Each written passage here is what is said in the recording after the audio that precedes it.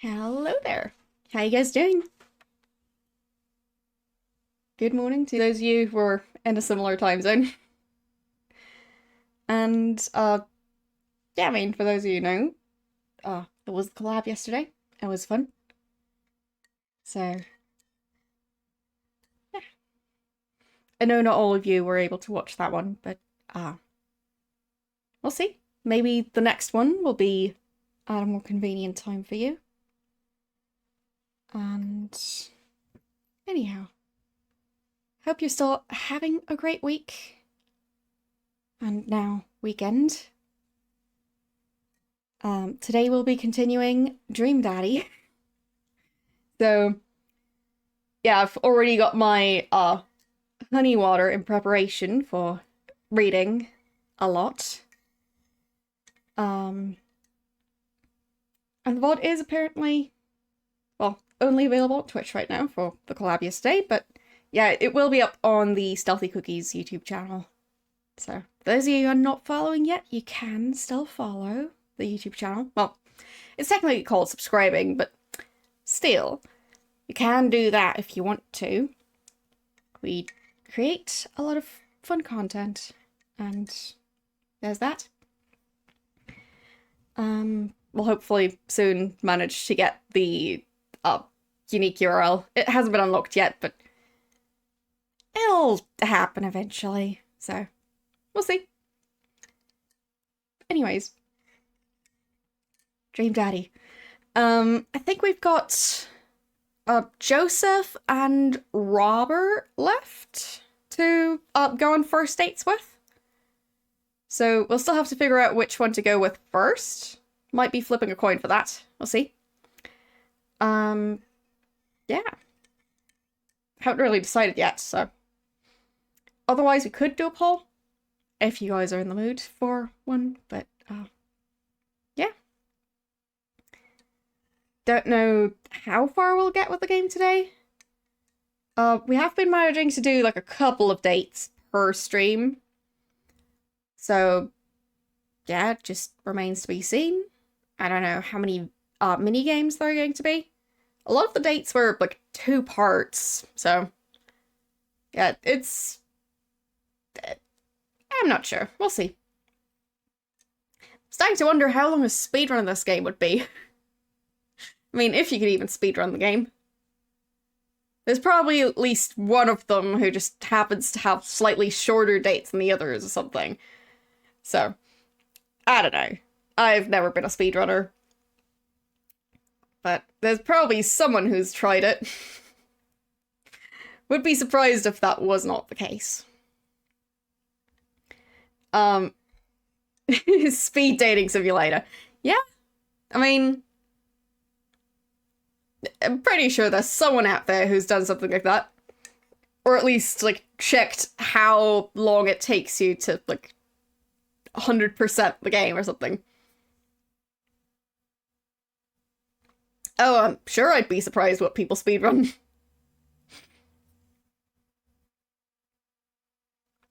Well, sure, if it exists, there's a speedrun of it. But, I have played games on stream before that didn't have an official speedrun record at the time. Like, I think when I played Gold Rush, it didn't have one yet. And someone mentioned that I could, like, just, like, register my stream as my speedrun attempt. Something like that. So, there's not official speedruns for everything yet. Sork speedrun, I don't think I'll go with that. That doesn't sound like a good time. I mean, my typing skills are not quite up to doing, well, one of the older Zork games as a speedrun. Because your typing skills would have to be, like, perfect, or very close to perfect. And then you still need to memorize every single command you need to do in every room, and yeah. You want to play Type Racer? As in, you want to play that yourself, or you want me to play it? And I'd assume it's one of the, like, learn how to type faster games. I have actually, like, had like a course for touch typing and stuff. It didn't really help me that much long term. I just have my own system of typing, and yeah, it's not perfect. It's a website, okay? But yeah, I'm not the greatest at typing, but it works good enough. I'm not going to go for any world records in regards to typing. But, well, it's fine to just be okay at something.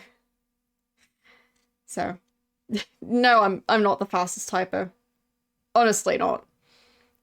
So, I'm perfectly fine with not being the fastest typer in the world, or anywhere close to being one of the fastest.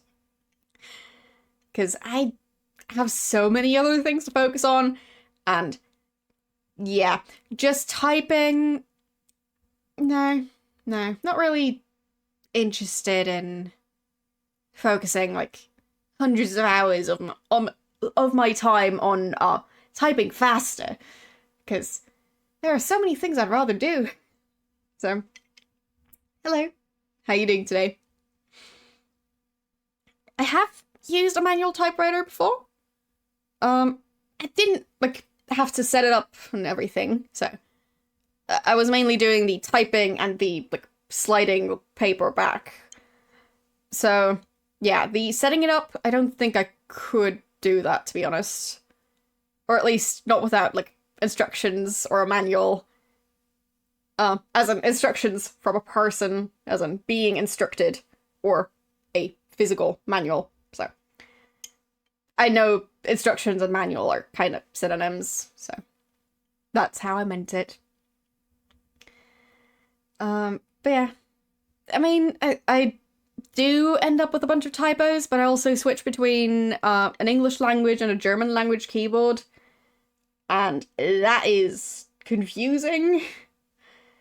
And sometimes, at least with the German language keyboard, my PC decides to not accept that it's a German language keyboard and decides to pretend it's an English language one, or games decide to pretend it's an English language keyboard.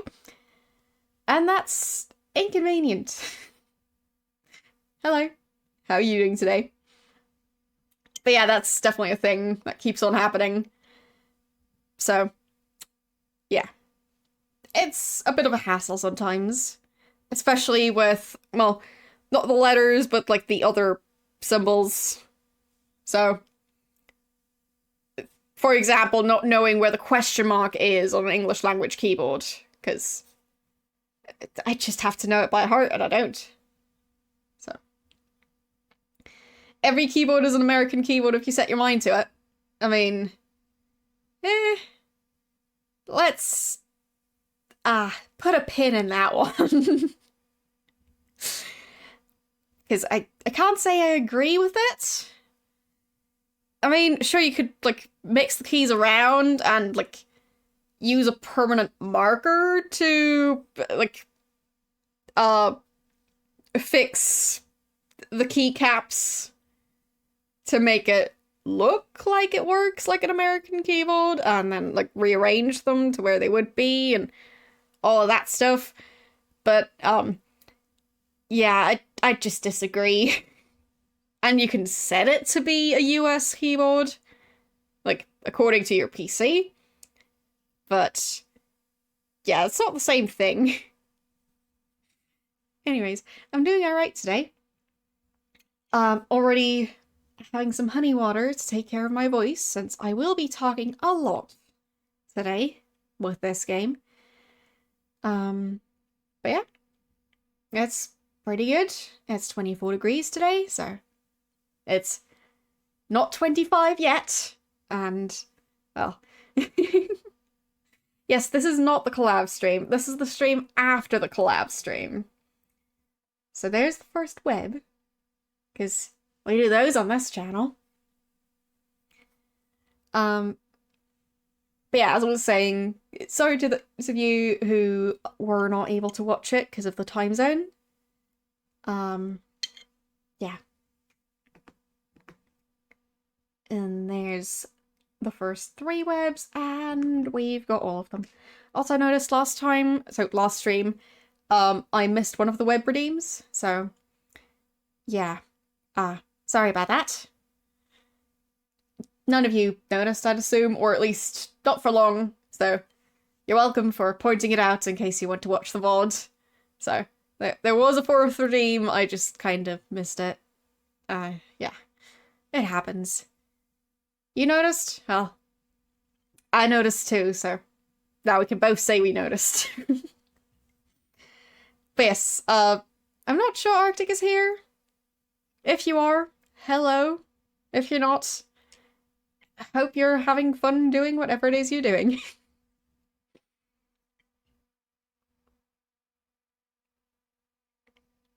But yeah, I was kind of busy while setting up the stream, so... Oh, yeah, it seems you are lurking. So, hello Arctic, if you can hear this. It was a chirp, indeed.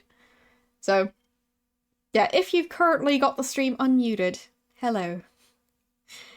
But yeah, as I was saying, I was a bit busy with, like, setting stuff up before the stream. So, wasn't at my PC. I know, shocking. Me having to set stuff up while there's the starting soon screen. Yeah, I would never. But it happened, and I hadn't scrolled back up through all the messages, because, well, I just didn't. So, whoopsies. And, yeah. Once again, hello Arctic. Wherever you are.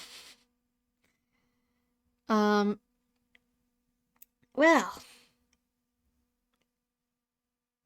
Seems I have been, hired to say the silly word using channel points.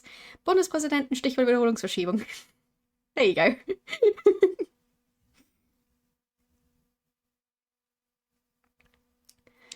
So, maybe eventually I'll, like, manage to say that word even faster. I mean, I'm getting more practice, so we'll see. But yeah, it's a fun word. It was, I think, Word of the Year of 2016. Yeah, because that's when the thing the word refers to actually happened. There was the presidential election over here, and it was a mess. So, basically, they had an election, then they had a second election to decide between the two, who were the front runners in the previous election, because they need 50% of the votes to actually be president over here. So, yeah, basically, first election to, like, narrow it down, second election to get someone to actually have the necessary 50% or more. And then they started counting the votes too early on the second election, so they had to redo the second election, but then they had to reschedule redoing the second election. So what that word refers to is the rescheduling of the redoing of the second election. So that's why it's such a long word, because it's a compound word of all those words, and yeah, that's the story behind it. I just think it's a funny word. And yes, it was a giant waste of time. Did I vote in all of those elections? Yes, I did. And I would do it again. But it was very silly. So, yeah, it was 3 elections, but 4 election, like, dates. Because one of them was rescheduled. So, yeah, it was definitely a mess. would not give them top marks for organizing that. But, yeah. Stuff over here has been crazy over the last, well, 6-ish years. So, political stuff has changed a lot. I won't go into too much detail, but there's been plenty of scandals involving lots of different political parties, and the parties have been completely restructured due to it, and oh boy, it's a mess. So, I'm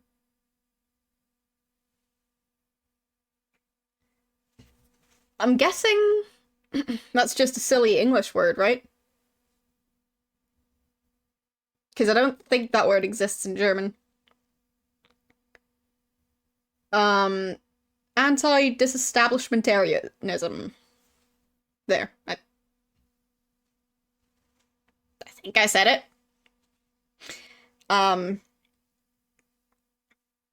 Anyways.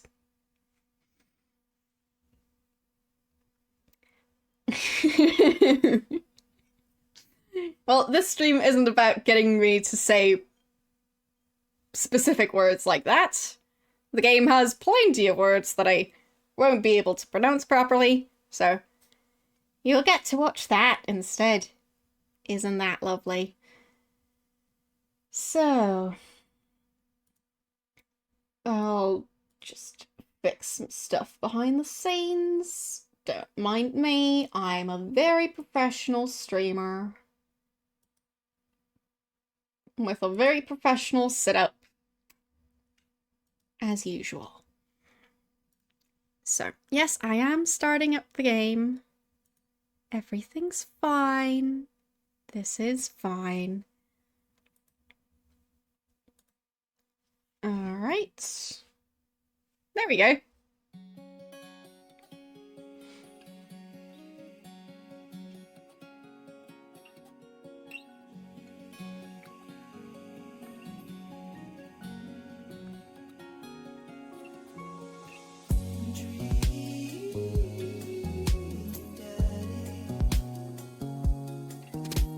Still, that starting screen.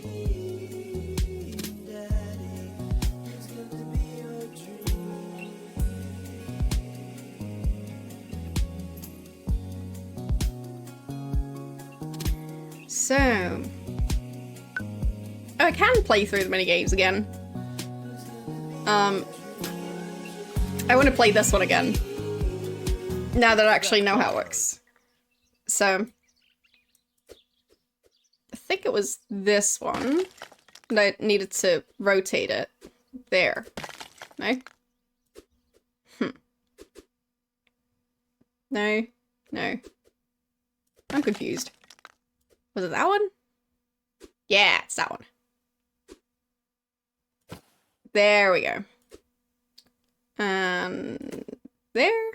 And there.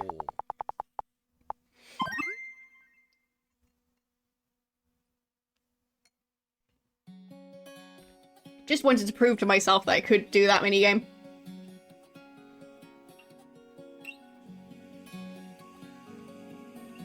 So.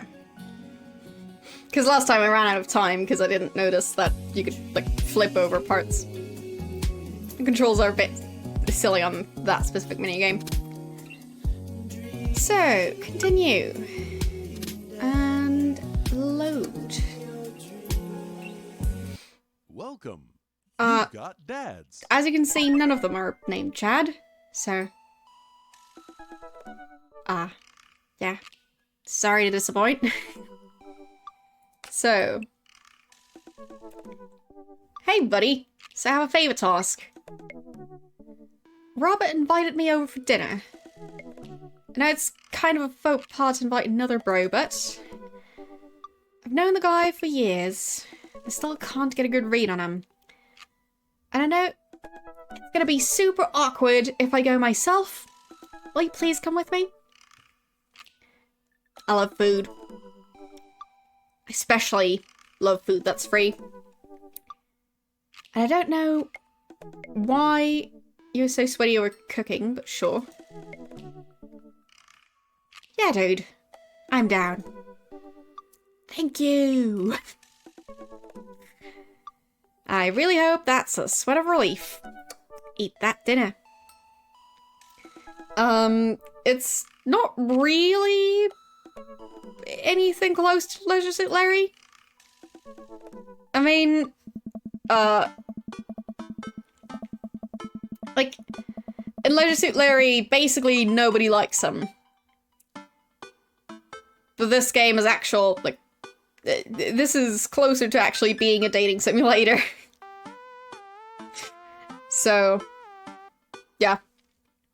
I'd say Leisure Suit Larry doesn't really count as a dating simulator. For me, at least. So. Like, Leisure Suit Larry is just a silly, predetermined story of, like, well, Larry not knowing how to act around humans. So, yeah. That's my summary of that whole game series. I mean, I've played almost all of them. I think I skipped the final game and the new game. Something like that. But, yeah. It's not my favorite series, to be honest. So, maybe I'm not the first to ask. Yes, I also skipped the fourth game because it doesn't exist. But, well. Sadly, I couldn't travel to an alternate dimension to get that game, so. That doesn't sound too bad. I could definitely go for free food. But why is Craig being so apprehensive? Does he know something about Robert that I don't? Yeah, I don't like Leisure Suit Larry that much. I know, it's shocking. For those of you who've, like, forgotten about my playthrough, you can watch most of it on my YouTube channel. I should have the entire series up soon, so. As in, the first game through the final game that I played. Yeah. It's not my favorite series. But yeah, as I said, most of it is up on YouTube now. You can also watch it on Twitch. So, wherever you prefer. But, yes, I was cringing quite a bit while playing that game. Did not manage to turn myself into, well, a tiny condensed ball of, well, humans are mostly carbon and water. So, yeah, did not manage to do that. But I sure tried. So,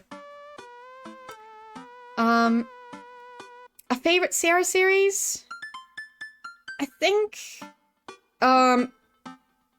Space Quest and Quest for Glory,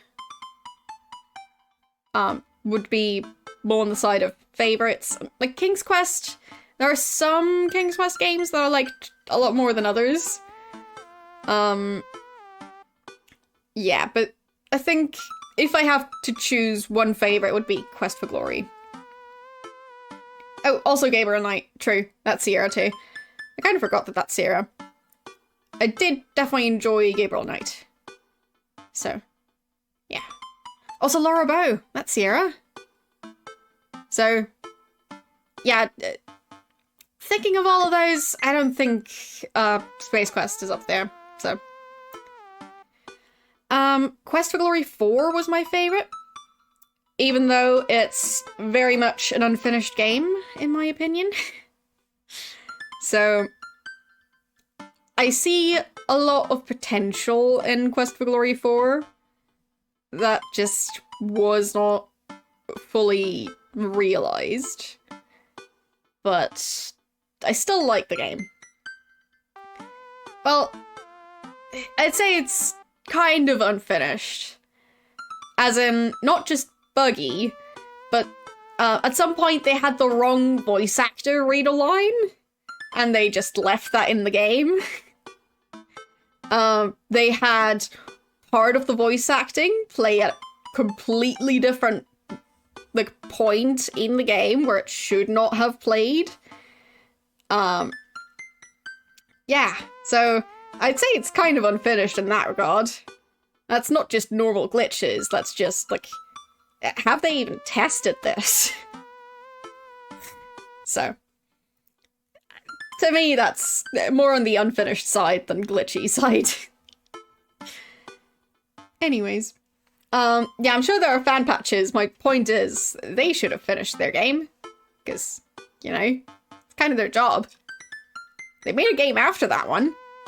So, why not finish Quest for Glory 4? So, I hurry up and reply before my dad brain can work itself into a paranoia spiral. Yeah, dude. I'm down. Thank you. Craig and I decide to meet up before heading over to Robert's place. I hope he warned Robert. Craig's waiting on my porch, bottle of white wine in hand. Bro. Reginald, boy, I'm glad to see you. Likewise, man. Classy of you to bring wine. Hmm? Oh, it's not wine. It's sparkling apple cider. Robert literally has a wine cellar, so I think he's good. Wow. Or at least, I think he has a wine cellar. I'm genuinely unsure if he was telling the truth or not. I can never tell with him. Thank God it's not just me. I never know. He's so deadpan about everything. I usually just laugh it off, but man, that guy's an enigma. We start walking over to Robert's house. Does Robert even know how to cook? I have sincere doubts about whether he even knows how to shave properly or iron his shirts. I feel like you learn to cook after you learn those two things. Hey. One time, I saw him grab a hot dog from a trash can. I mean, it was at the very top of the trash can, like, sitting above it, but still. If he were on trial, I think the jury would define him as... the jury would define that as in the trash. In his defense, I've definitely considered grabbing food from the top of the trash before. Well, yeah, I think we've all considered it, but the difference is that Robert actually did it. True.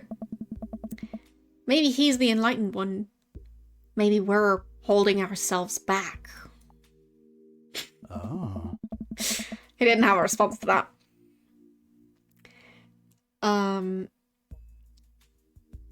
We arrive at Robert's house and ring the doorbell. But the doorbell won't chime. Must be broken. Craig knocks on the door a few times. Since when does Robert have a dog? I don't know. That's weird. I can hear Robert just inside. 1 second. This is uncharted territory, Reginald. What if he's the one making barking noises and there is no dog? Don't say that. We're not even inside yet. Finally, the door opens. Robert looks a little surprised to see me. Hey. Reginald.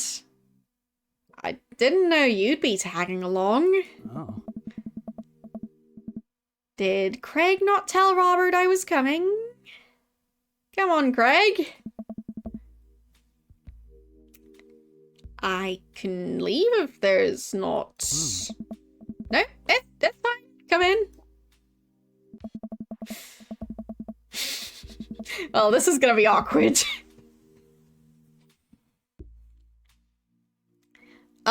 Yeah, his name is Reginald Slayer. Not Reginald, but Reginald.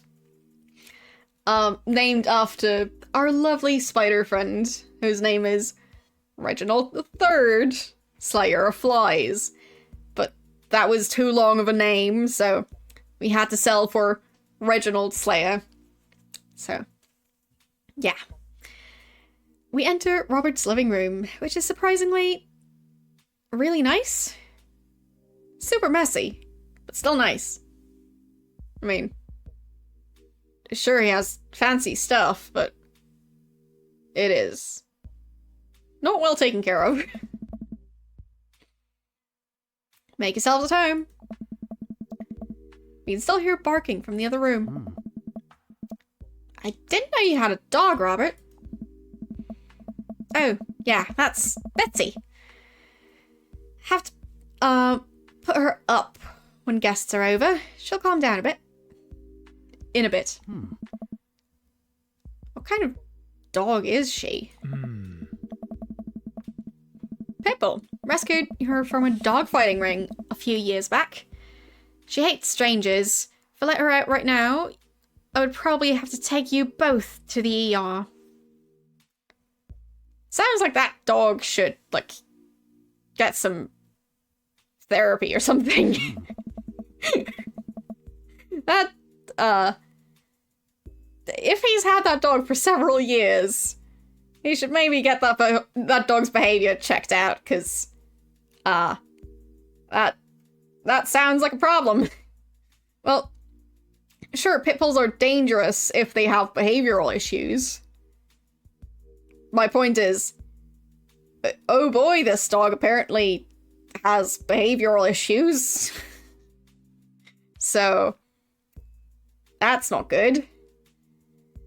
Craig and I make eye contact. He raises an eyebrow at me. Well, there is, like, behavioral training and stuff for dogs. So, yeah. Maybe not like an actual, like, traditional therapist in the same sense, but my point is, maybe you should do something about it if your dog might eventually harm someone to the point where they have to go to the ER, because, as far as I'm aware, in most countries, if your dog sends someone to the ER, your dog will be the one dying. So, maybe don't, like, do that to your dog of, like, basically having it be a ticking time bomb of, like, eventually it will be put down because it hurts someone. So, I mean, sure, you should be careful around any dog you don't know. Yeah, but overall, like, I'm not an actual dog expert, but from what I've heard about pit bulls, they can be great family dogs. It's just about how they're trained, how they're raised. So, of course, if you try and teach a dog to be a fighting dog or a guard dog, that dog is then going to act differently than if you train them to just be a companion dog. So, I mean, pit bulls, sure, they have big jaws, but you can also get pretty serious bites from a smaller dog. I have been attacked by a dog before. It was not a pit bull. It was like a fluffy, smaller one, like around knee height. It still bit me in the elbow and tried to drag me down to the ground, so... yeah. It's not pit bulls that's the issue. Like, owners are the issue. And, yeah. I didn't get injured. I was wearing, like, a thick coat, but... oh boy, the intention was there. So... overall, I'm just... I don't trust owners who don't know, like, how to handle their dog. I mean, at least he has put the dog away, but it feels like that's just not a long-term solution. Like, what if someone at some point comes into his house and he doesn't close the door properly to the room the dog is in? Can happen sooner or later, or the dog figures out how to open a door. Does he lock the door to the room the dog is in? Like, anyways, just doesn't seem like a good choice, Robert. Do better. So, oh, Okay. I know, bit of a tangent, but... Well. Anyways. Dinner should be ready in a minute. Hope you guys like... Osso Buko. I have absolutely no clue what that is or where it's from. So, I sure hope they like it. Robert leaves the room, presumably to go to the kitchen. Craig leans in and whispers... Was the dog fighting thing real, or was he kidding? I don't know. Hey. What's Osso Buko? I don't know. Did he make up that word? Until we have it in front of us, we can only assume so. We sit in silence for a second, taking in Robert's living room. So it's veal, okay. With vegetables and white wine broth. Sounds fancy. I mean, sure. So, are we about to get sawed? Nah. Usually you wake up into those situations. We voluntarily walked into this one. Robert finally walks into the room, carrying 3 paper plates of steaming food like a waiter.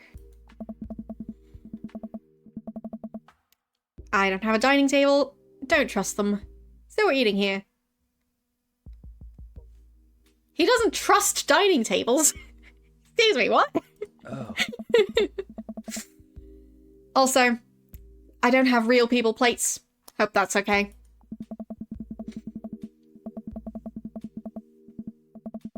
Interesting. Robert sets plates in front of us on the coffee table. Still can't tell what it is. It looks like meat. Maybe. Lots of sauce. I could make out some vegetables. Think that might be rice, but it could also be pasta. Guess there's only one way to find out. I take a bite. Hey. Oh my god. I take another bite. The medley of flavors in this dish is amazing. The meat is so tender, and the risotto, I think that's what it is so creamy. Robert, this is really incredible. You cooked this? I fished it out of a dumpster behind a restaurant. Or, at least I think it was a restaurant. Dude. Can you believe people just throw this stuff away? I almost gag. Oh. Kidding. I look over at Craig, who looks wary, but still has his mouth full. He gives Robert a thumbs up. Glad you like it. Where did you learn how to cook like this? Worked at a restaurant in Spain for a hot second. Is he messing with us? I decide to play along. You lived in Spain? After I dropped out of college, I went backpacking through Europe, crashing on couches, sleeping in hostels, wherever. Totally broke.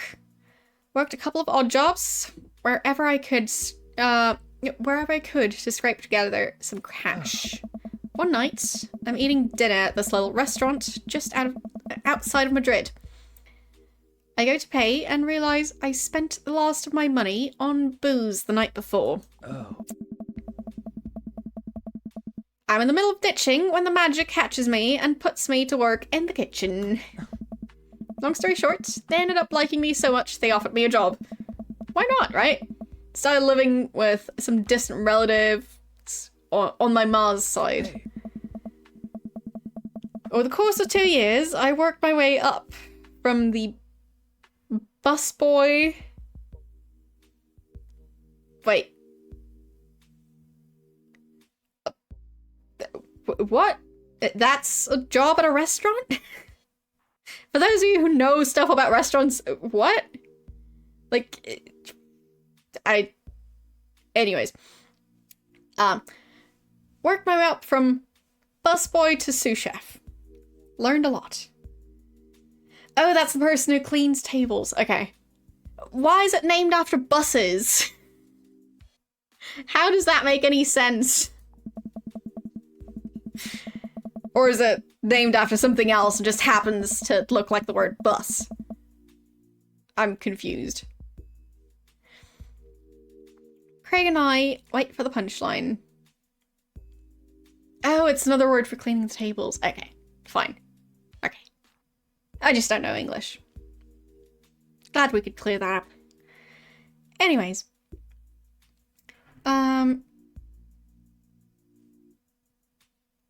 Omnibus boy.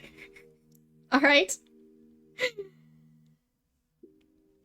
Interesting that that's where that word originates from. Either way, I had not heard it before. So, yeah. But I've also never worked at a restaurant. Yes, Omnibus Boy does sound cooler. Agreed. So, Craig and I wait for the punchline. What night watchman did he swindle to get back to the States?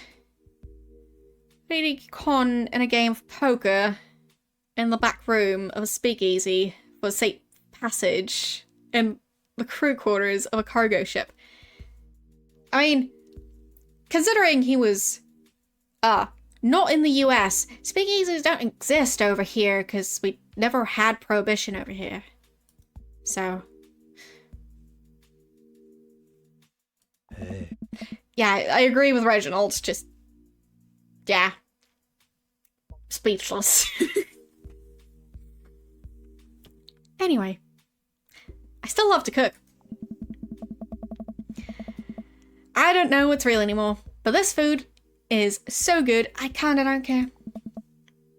That's amazing. It really is. To be totally honest, I wasn't exactly expecting gourmet cooking here, especially not served on paper plates. I don't care about presentation. If the food is good, it should speak for itself. This ossobuco is screaming for itself. And the paper plates are just as good as regular plates if you double them up. Oh. Well, no they're not. You can't really wash them. At least, not for long. So, gonna disagree. How much money does he spend on paper plates? Because, really, that's quite wasteful. Hey. Is it bad if I ask for seconds? Help yourself, but save room for dessert. I made lemon berry. I have absolutely no clue what that is. Something with lemons, I guess. Or lemon berries might be something else. Maybe they're just named after the color. Anyways, he made dessert. Oh. Wow. Aren't you just full of... Craig looks over at me. Nice. Surprises? Robert winks. You bet I am. Oh. You can come over for dinner anytime. Hey. Craig. I'm gonna go get seconds. Me too. After consuming way more ossobuco than my body could handle, and then really ensuring a later food coma with a generous serving of whatever the dessert was, Craig and I decide to head out. Oh. Thanks for coming. I'm making an attempt to be more social. Well, we're always happy to stop by if you want company. Especially if there's ossobuco involved. Yep, that wasn't awkward. Welcome. You've got dads. Alright. So...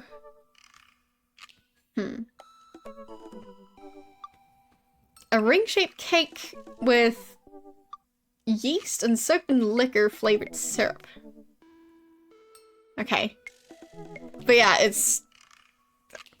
I don't know what most of this stuff is. There's just so many words I've never heard of. Who did they hire to write this? Because it feels like they're like an English literature student or something. So, yeah.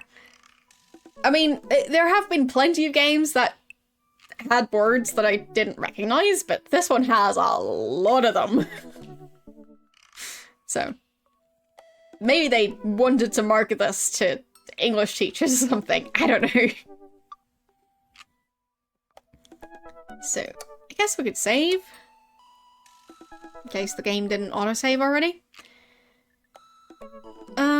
So, we've still got Robert and Joseph to go on dates with. Our date with Craig was, baseball, I think? So, like, him being the trainer, and then afterwards, oh, right, sorry. I didn't switch that off. My bad. There we go. Fixed it. Nothing to see here.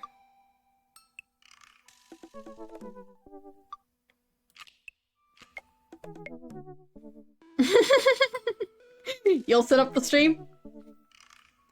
I mean... Let's see.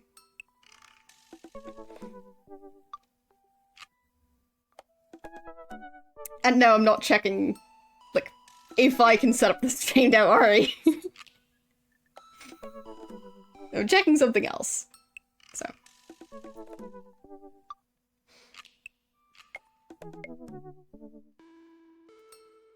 Is it going to work?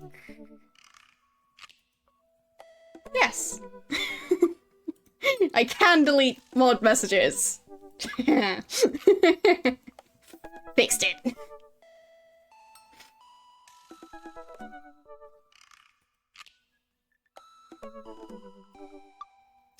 And yeah, just double checking that everything's off.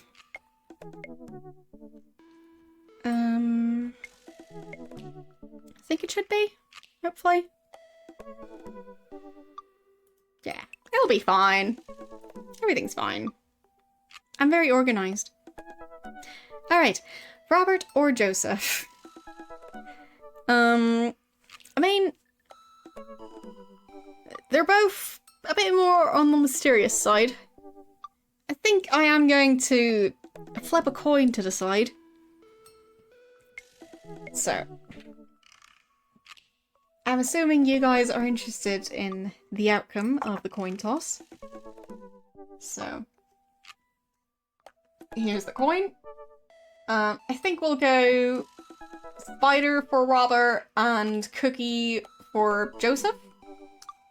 And, well, it doesn't really matter which side I put the coin in, so. There, I'll just not even see which side is up. So, this is the egg of excellent decisions, by the way. So. And, yes, it has eyes. But yeah, I don't know which side is up, or which side I, like, had on top when I put the coin in. I have absolutely no clue which way the coin is tossing. So. No, it's not Homer Simpson. So. There. We'll see. And... Joseph. Alright. Joseph it is.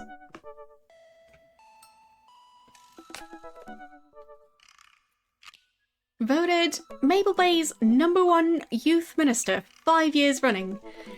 Living in my hometown with my beautiful wife and 4 amazing kids. If I'm not in church, you can catch me out on the open water, setting sail on the seas of adventure. I love playing guitar and crushing my kids at Candyland. Is that... their the game's version of Candy Crush, or is Candyland an actual thing? Because I don't know. On a Friday night, you are most likely to lead the community in a fun mixer. If you had one thing to take with you on Desert Island, what would it be? My 6-string. What are your turn-ons? My loving wife. Well.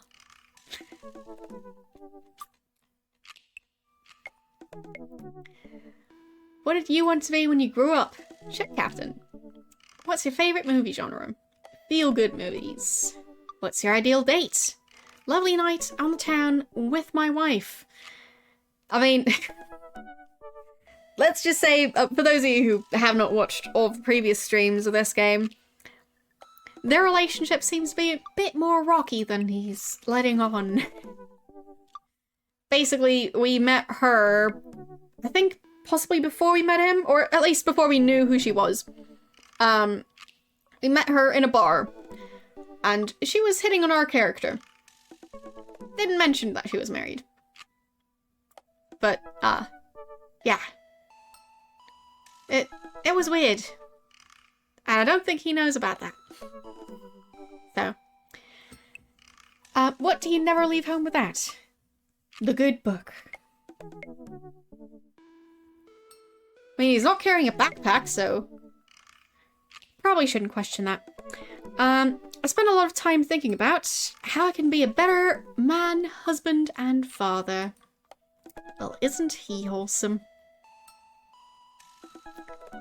So.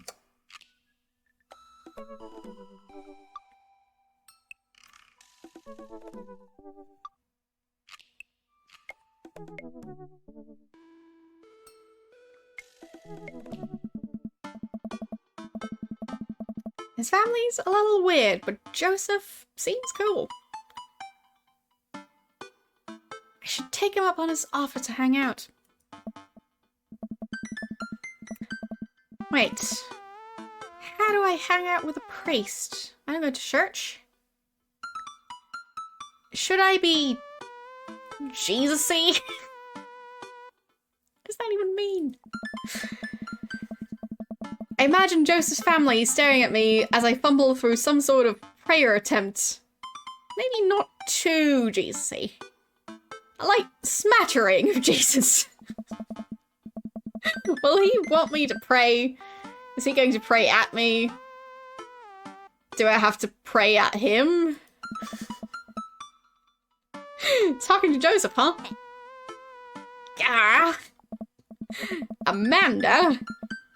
How many times do I have I told you not to sneak up on me like that? I selectively ignore it every time you do, Pops. Amanda looks over my shoulder at the screen.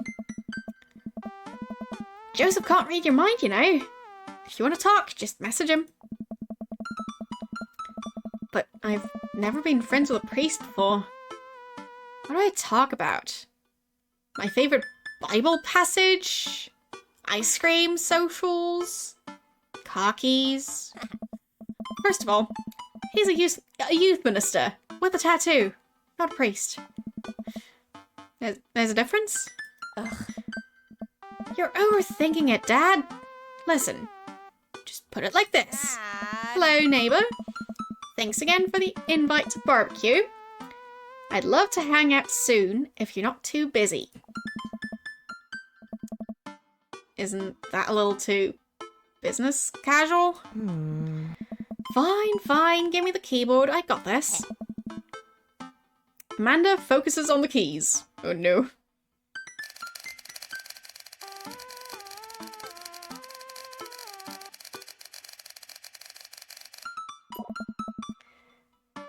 Hi, Joseph. It was great meeting you and your family. I'm still new around here, so if you'd like, I'd love to hang out and get to know you. See ya. Smiley is a nice touch. Almost immediately, I receive a response. What did he say? Hi, Reginald. you're not doing anything in a bit, the kids and I are baking treats for the church bake sale today, and we'd love to have you over. It'll be a blast, so let me know. Joseph. Huh, that wasn't so bad. He uses a lot of exclamation points. I'm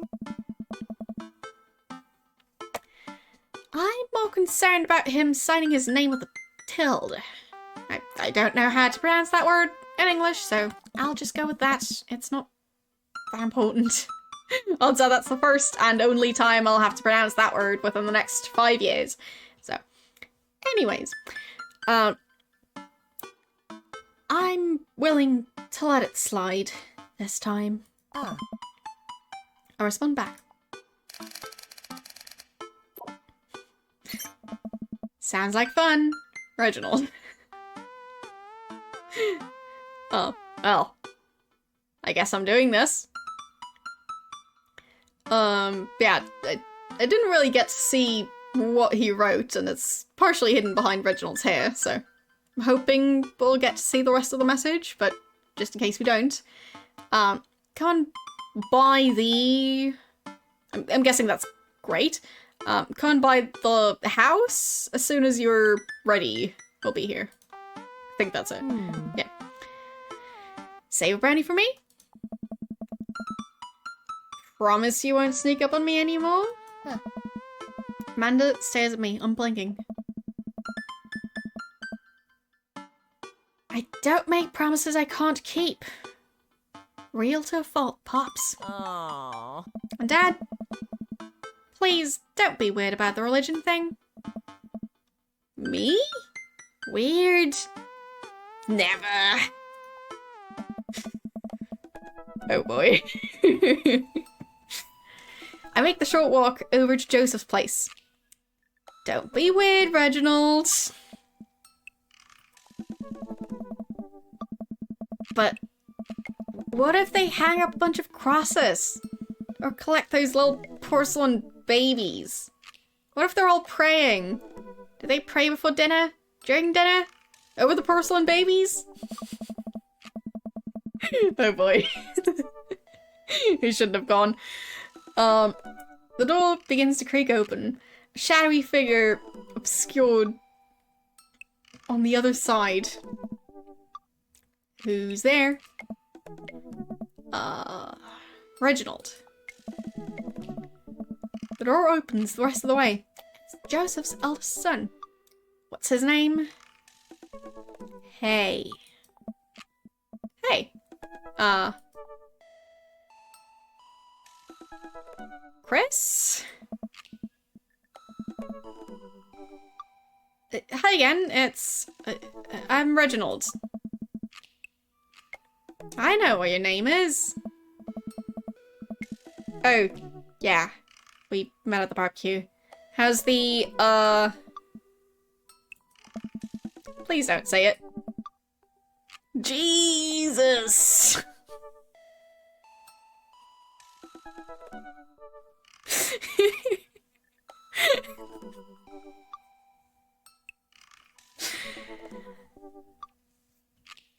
So we've established that they met each other at the barbecue. First question is, how's the Jesus?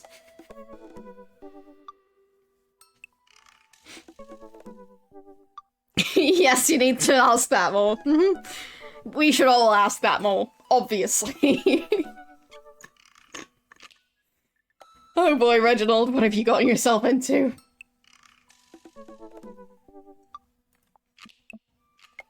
Just no. Chris blinked slowly. Maybe he didn't hear that. Well, I hope he didn't. And I better hope you're not going to repeat that, right? Okay, it seems we're not going to repeat it. You're weird. Understatement, kid. Understatement. Is your dad... Before I finish, Chris walks into an adjacent room, leaving me in front of the open doorway. Home? This was a great first impression. For a moment, I wonder if I should go in. Further subjecting Joseph's family to my winning attitude and artful charisma. Firstly, Joseph, he peeks his head around the corner. Yes. Joseph, he peeks his head around the corner. Reginald, you made it. Joseph approaches with his arms wide. I'm so glad you could come by. Are you ready to bake? I am not. I'm as ready as I'll ever be. Good one.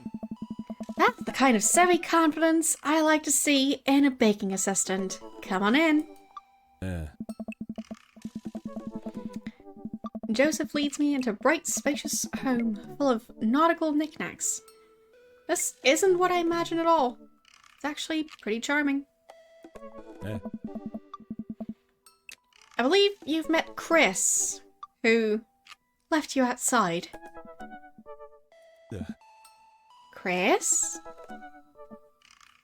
Huh? Are you going to apologize? Oh, right. Sorry.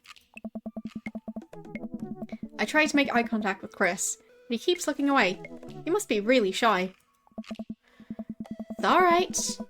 Next time, just be a little more inviting to our guests, okay? Sure. Chris seems to relish the chance to escape the conversation and quickly vanishes into his room. Joseph turns to me apologetically. Yeah. Don't take it personally. Chris likes to keep to himself. I mean, he didn't start off on the best foot in the world. Plus, being the eldest in a big family can't be easy. Oh. Hello, how are you doing today?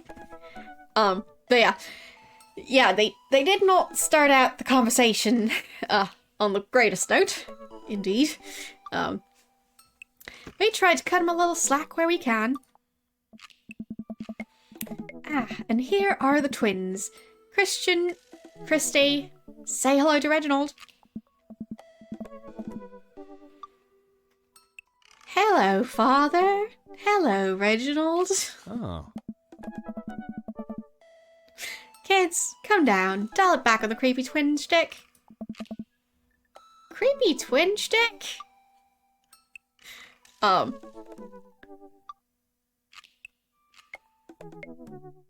I don't think we should egg them on. I mean, we are guests here. So, encouraging their kids to misbehave maybe isn't the way to go. So, we should get to baking. Maybe it's better if I don't shift the power dynamic of the creepy nightmare twins. Yeah. Are you going to help us bake? We don't want to bake. Oh. Well, okay. What do you want to do? We have to perform surgery. Guys, we've been over this. Please stop cutting open your toys. Yeah. Christian and Christy run out of the room, giggling. After a second of relative silence, Joseph turns to me, grinning sheepishly. Oh. You ever have more than one kid, Reginald? Nope. Good one. You should try it. Norm MacDonald. But I'm not sure what the voice actor said back there. Like, Norm MacDonald or something? It was... I don't get it. Anyways, we both start to laugh, but are interrupted by a loud crash from the kitchen. What now? That doesn't sound good. Christy? No one responds. Joseph furrows his brow and motions for me to stay where I am. Oh. Wait here a minute. Joseph rushes into the kitchen, I remember this with Amanda. Half of fatherhood is trying to keep your kids from finding creative ways to kill themselves. He's got 4. Talk about worry. I take a seat on his surprisingly pristine couch and twiddle my thumbs.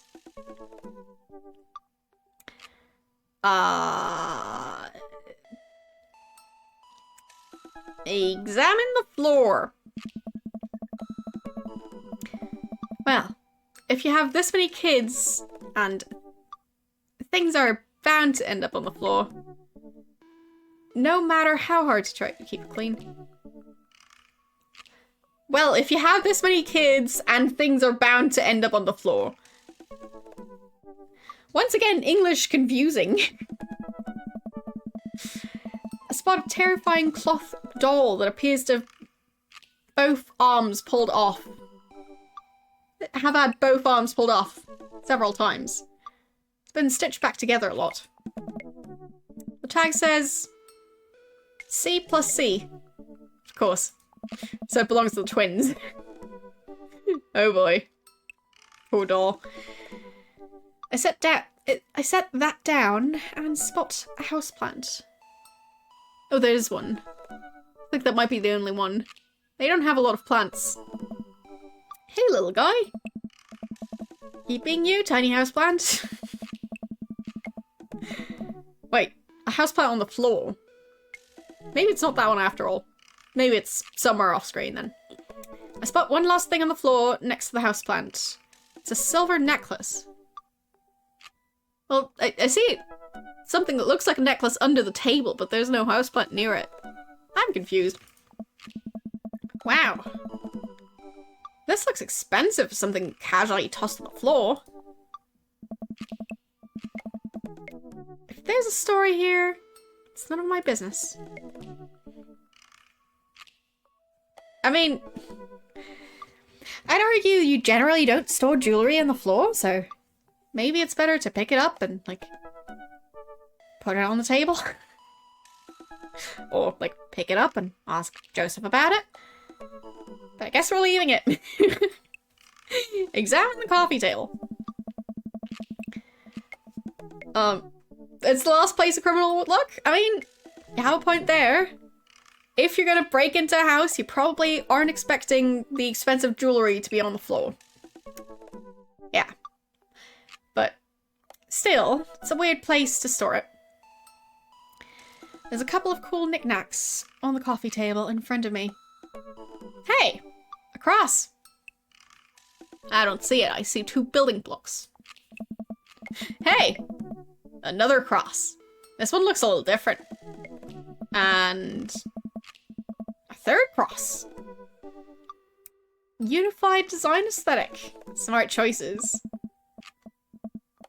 There's also a brass thing here. It looks like something a sailor would use to navigate with. I think they're called sextants. Heh, sex. Well. Examine bookshelf. It's a pretty sturdy wooden bookshelf. It looks handmade. Did Joseph build this? There's a big stack of what looks like travel magazines. Hyenas of the Serengeti, the underwater mysteries of the Antarctic, and on and on. Seems like Joseph really loves a good adventure. Unless this is a Mary thing. Who knows? Next to them are a couple of different Bibles. Looks like he's covering all the Bible bases. King James, New American Standard, the Bible for teens. Oh boy. Why do they have to use the number 4? Anyways. He is a cool youth minister after all. On a higher shelf, there are a bunch of old romance novels. Judging by the wine stains, these must be Mary's. The newest one looks like Hot Body Johnson, Sex Detective. The 8th installment in. Wait, is that a series? It's been a while. I guess I should go in the kitchen and see what's up. But yeah, storing those books, I mean, like, if she wants to have those books, fair enough. Storing those books on a bookshelf out in the open in the living room, like, with the family they've got, of, like, him being, a public figure of sorts, and them having 4 kids, who I'd assume also invite over other kids. It just seems like an odd place to store those books. Like, within reach of kids. Anyways, I walk into the kitchen and find Joseph holding Christy in one arm. She seems a lot calmer than she was a minute ago. Right, she's one of the creepy twins, I think. Because she doesn't have the eye thing going on now, so. I raise an eyebrow at Joseph. Oh. The twins are a lot more manageable when they're separated. Where's Christian? Hey. He ran off. I don't trust the situation.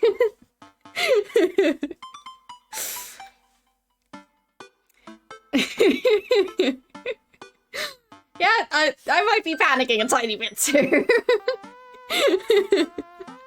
Oh no, she's got the eye thing again.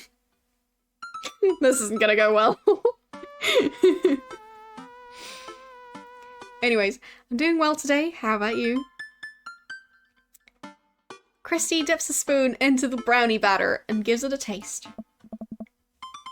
Dad, it's too sweet. You're too sweet. No, I'm not. You're so sweet, we might have to water you down. With spiders. Don't drag me into this. No, not spiders. Joseph begins tickling Christy with his free hand. Between laughing and squirming, I don't know how he's got a hold of her, but that girl is locked in place. The man is a professional child wrangler.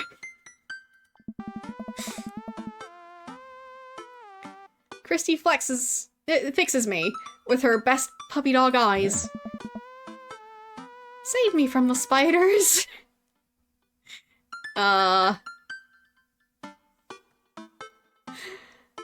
Spoon, Duel, the Spider King, or Renegade option?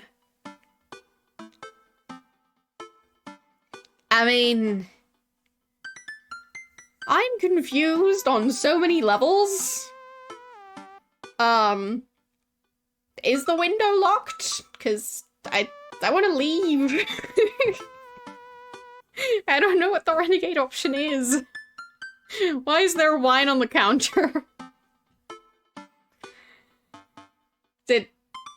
Wait a second. She's acting different and there's wine on the counter and the brownies are over there. They're already done baking brownies. Was I called here under false pretenses? How many brownies do they make? Yes, I know Mary is clearly an alcoholic, but why does she need 3 glasses? Well, anyways. I guess I don't know what the Renegade option is, so... Jewel? I grab a wooden spoon and point it in Joseph's direction. Unhand her, foul beast! Okay, Reginald the Valiant. Let's see what you've got. You may have defeated me at Tarantula Ridge, but now I have the upper hand. Joseph gently puts Christy down behind him. Oh. Have you come to squash me, knight? Or have you merely fallen into my web? I'm no mere fly, Spider King. Now, on guard.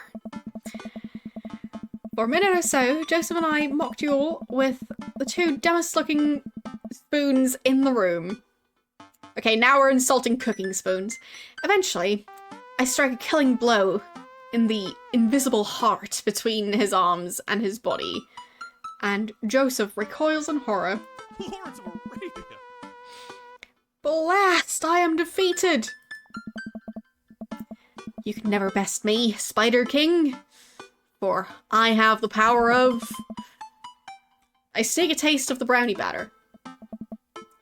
The magic. Oh man. That is way too sweet. Aye.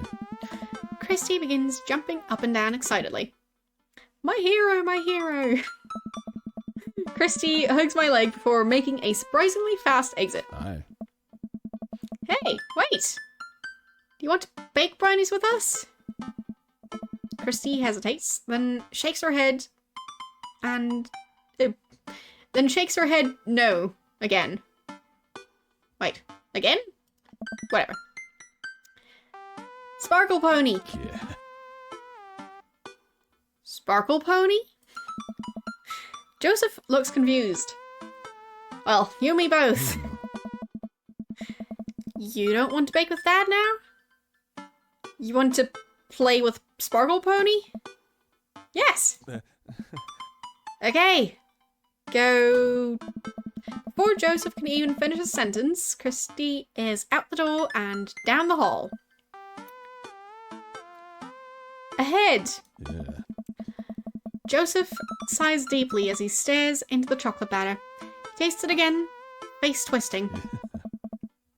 And that is still way too sweet. So, what made that crash? Egg beaters on linoleum floor. We're back to me not being able to pronounce things. It's my new techno single. Still haven't thought of a B-side. Now we're both looking into the batter. It's got a sickly sheen of sugar and chocolate candies throughout. I mean, brownie batter is a lot of sugar, so... Did they expect it to not have any sugar in it? Anyways. A sickly sheen of sugar and chocolate candies throughout. And I have a feeling Christy had something to do with it. Yeah. We need a fresh start. Oh. Yeah. Like I said, I'm not really a baker, but... Whoa! Don't even sweat it. The bag came with instructions that have mysteriously vanished, along with my daughter. So... we'll probably be fine.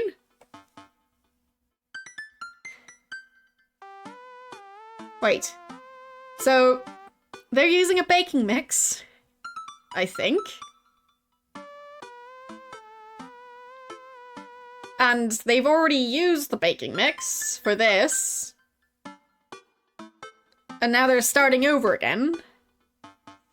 They're not making a lot of sense. Probably. Hey! Yeah, probably. He certainly looks confident. Alright, Reginald. You've baked a cake from a box before. Once. How hard could this be? Oh. Especially without instructions. Grab a spoon and get ready to rock. Mario Batali, save me. I have no clue what that is. Joseph and I set to work, cracking the eggs and mixing the things, and then pouring the things according to how we assume the back of the box would tell us to. Things go according to plan. Soon enough, we have a solid batch of brownies. Hey? Phew! Wait. Joseph has a little dot of batter on his nose. Wow. Reginald, way to use those dad skills. I bet you've baked a few box mixes in your time. His nose. Joseph. Oh. All we have to do is bring these to the bake sale, and duty done. Hmm. Now, help me find Christy. Keep your eye out for any... keep your eye out for a pony that sparkles. Joseph! Hold still. Oh. What? Thumb in position, and... got it. Yeah. Joseph's eyes go wide as I gently wipe chocolate off his nose. Is he? Blushing. Oh. Thanks. No problem. In less than a second, I've licked the batter off my finger. It's really good batter. Well, good thing we didn't make this awkward. We should find Christy. Hmm. Yes. We should. Do that. Reginald. Joseph quickly composes himself. Alright, she can't be far. You take the delta position and I'll watch your 6. Do you even know what that means? Yeah. Alpha Tango Sparkle. Roger. Absolutely no clue what that means, so. Anyways, Joseph starts making his way down the hall and calls back to me.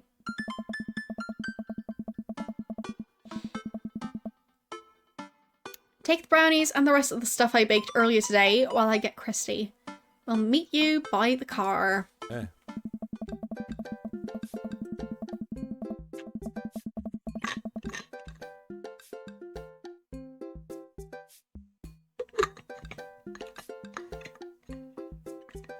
Joseph, Christy and I arrive at the church parking lot to find fold-out tables and pub-up tents already set up.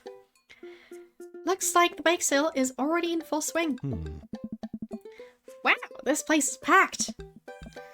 This is... packed. There are a few people milling around. Must be a value pack. If you can count a city's population on your fingers and toes, this counts as packed. Point.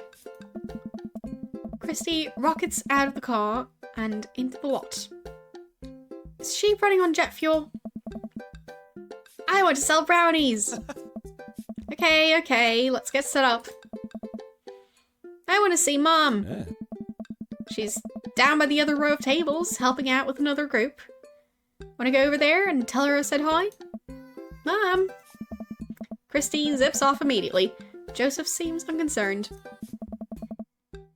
Does she always run that fast? Wow. Yeah. I only catch her half of the time. These knees aren't what they used to be. I remember when Amanda was her age. I couldn't get her to sit still for 5 seconds. Oh. Yep, Oh. great age to deal with it, or whatever he said. Yeah, great age to deal with. While Christy's gone, Joseph and I arrange all of our baked goods on the table and settle in. So, are we allowed to eat any of our goods? Look, if I don't say nothing, I don't say nothing. The man upstairs has strong feelings about snitches. Does he actually? Oh. Joseph shrugs. He eats a brownie. Alright then. It looks like some of the other stalls are selling drinks, little handmade crafts, and other sweets. Whoa! Someone brought a soft serve ice cream machine. I gestured to it. How are we supposed to compete with that? Please, this isn't my first time at the rodeo. The bake sale rodeo. Oh. There is actually no rodeo here, it's just a bake sale. I think you and I put together can make one pretty convincing argument for these brownies, don't you?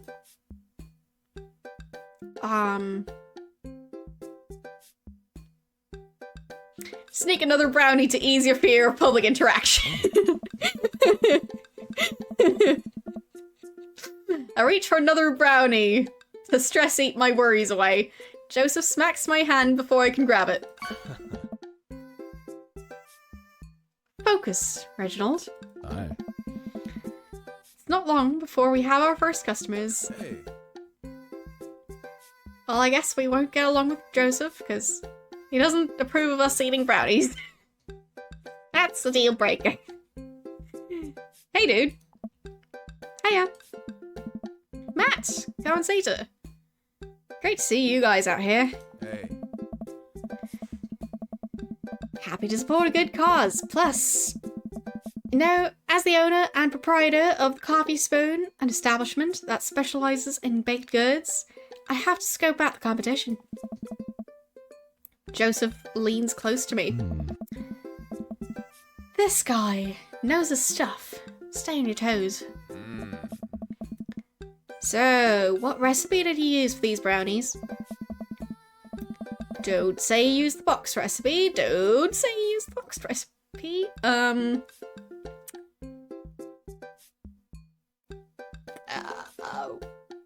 Well, they didn't. They did in fact improvise. Because they didn't have the recipe. So they can't say they used it, because that would be incorrect. Because someone's daughter stole the box. We improvised. I just let the baking spirit move through me, you know? A little bit of flour here, a pinch of salt there. Sort of like interpretive dance, but with cooking. Interpretive cooking. Yes. You can never make the same thing twice. Every batch is special. There will never be another batch of brownies with the exact same flavor sensation that these right here have. Oh. It's a once in a lifetime opportunity, Matt. Oh. Alright, we'll take 2. Actually, we'll take 3. I ring them up and high-five Joseph as our happy customers walk away. Yeah. See? Not so hard. Yeah. I'm hot off the good feelings of misclicking and not being able to read that message. Whoopsies. We sold the brownies to a bunch of people I don't recognise, but who clearly know Joseph. Eventually, another familiar face pops up. Reginald! It's Brian. Close enough. Can we interest you two in any of our fine sweets and treats? You sure can. I bet I could eat 10 brownies. Must resist urge to be competitive. Let the man buy his brownies. So we'll put you down for 10? Ha! Better make it just 2. 1 for me, 1 for Daisy. Coming right out. Excited for youth group movie night, Daisy? Yeah. What's the movie? Oh. It's a surprise. Joseph leans over to me. Yeah. It's The Fast and the Furious. Really? Oh. If you think about it, there's some heavy religious undertones. Joseph hands a baggie to Daisy. I made sure to give you guys the edges. Clearly, the superior part of the brownie topography. Thanks, Joseph. Our 2 customers walk off with their purchases. Joseph and I survey our stock. Yeah. These are selling pretty hot. At this rate, We'll have enough money to pay for the new paint job on the church pews in no time.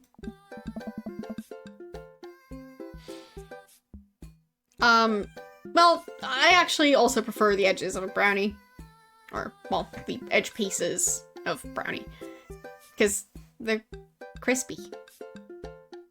It's nice. But, oh, to each their own. Wait. What happened to the pews? Ernest spray painted his rapper alias onto them. Young Steinbeck. I would have gone for Young Man and the Sea, but I can respect that. Speaking in ministerial terms, Ernest is hard to reach. Father terms, Ernest is kind of a turd. Well, that's a nice attitude right there. Being a cool youth minister seems like a lot of work. It is, but it's worth it. Although, sometimes I wish... Never mind. What? It's kind of silly, but... Do you ever wish you could just drop everything and go lounge around on a beach somewhere in the tropics? Drink fruity blend beverages, fall asleep in a hammock? You know, basically live out a Jimmy Buffett song?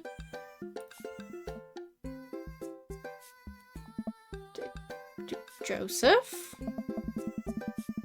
I think about this every single day of my life. My dream is to leave in Margaritaville. Oh.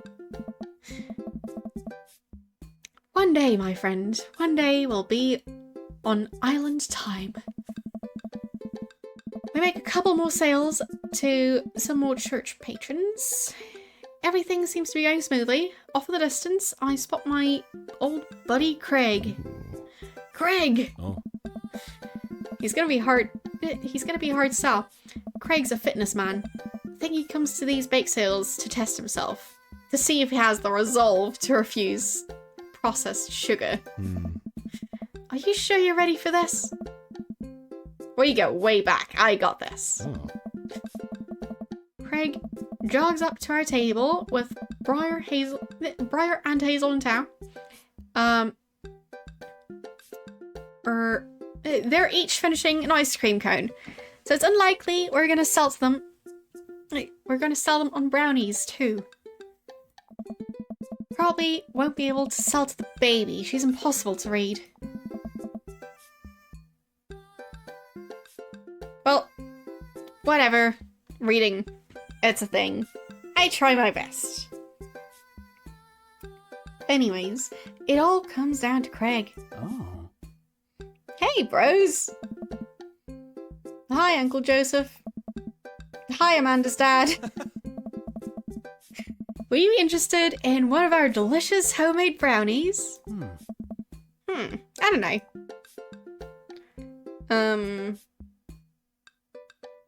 Remember that one time? Hey, Craig. When we were freshmen, remember how our next door neighbors pranked us by switching out our laundry detergent with dish soap? And how the washing machine exploded with suds?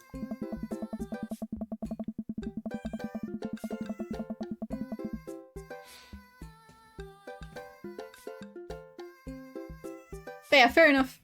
Just saying, like, I know my reading skills are not perfect. I try. So, I hope it's not too distracting. But honestly, like, over the years, through streaming, I've gotten so much better at the reading. So, even if my reading skills are, like, nothing that's going to ever, like, be world-changing, they have improved a lot, and I'm at least slightly proud of that. So, yeah. Anyways. So. What was the previous thing they said? I don't know. I think Joseph said something. Or, no, right, the washing machine. Right, that part. So. you're at least slightly proud of me too. Well, thank you. Anyways, and then we decided to get back at them by baking brownies for them, but sprinkling high-intensity hot sauce into the mix. And then we watched them cry after eating it. Bro. Ha! I would feel bad, but we had to clean up the laundry room ourselves. Anyway, these brownies are like that, but without the hot sauce. Maybe you should get one more, for old time's sake. Oh. Craig thinks for a second. Hmm. Well, the girls just won a game. Hmm. You know what? We'll take one for each of us. Yeah. Even River? Hmm. I'll eat hers. Oh. You've got yourself a deal. So, well, we sold some brownies. 4 of them even. The day winds down and we're pretty much out of items to sell. Everyone starts packing up. Christy eventually comes back and immediately falls asleep in Joseph's folding chair. Boxed mix, huh? Give it a rest, buddy. Ugh. Mary saunters up to us. She looks like she'd rather be anywhere else than here. Oh. Oh. Hi, honey. Yep, they're selling like hotcakes. Which is... Actually, they're just brownies. Cute. Oh my god. And boring. And safe. Hey, Mary. Mary's eyes dart over to me. What's the rookie doing here? I was just hoping to introduce Reginald to the rest of the community. Uh-huh. You get a load of this freak show. What? Hey. Weird folk is all. Holier than thou types. Don't you think, Reginald? Yeah. Mary? Ugh. Let the kid answer the question.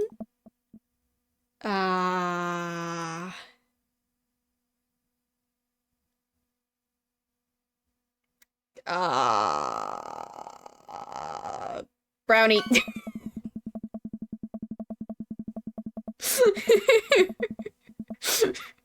I don't want to get involved in their relationship issues.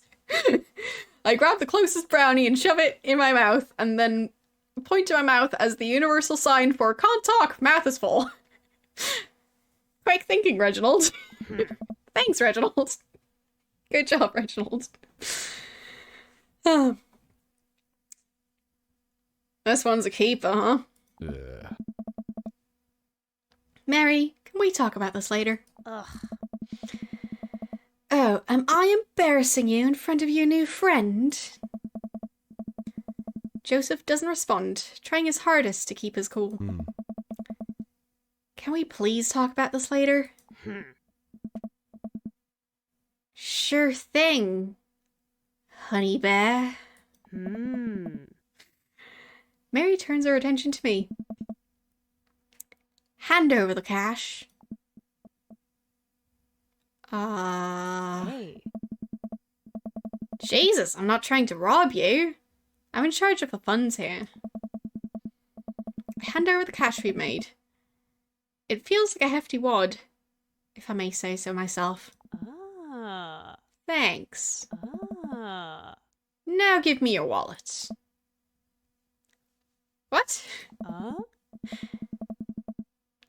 Give me your wallet. You think this church is gonna fix itself? Mary? Hey. I'm kidding. Sorry, I'll work on the whole pretending to be happy thing. Mary leans in and whispers to me. Ah. He's really good at it. Mary walks off without saying goodbye. Yeesh. I'm not sure who put her responsible for, like, the funds of this bake sale. I don't think I trust her with money. Yeah. It's fine. I'm really sorry about that. Are you okay? She really likes pushing your buttons, huh? Yeah.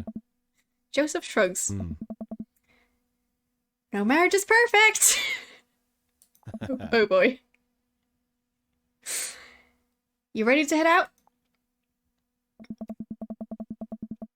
Joseph and I load the folding tables back into my car. Christy nods off the moment Joseph straps her into the car seat. Yeah.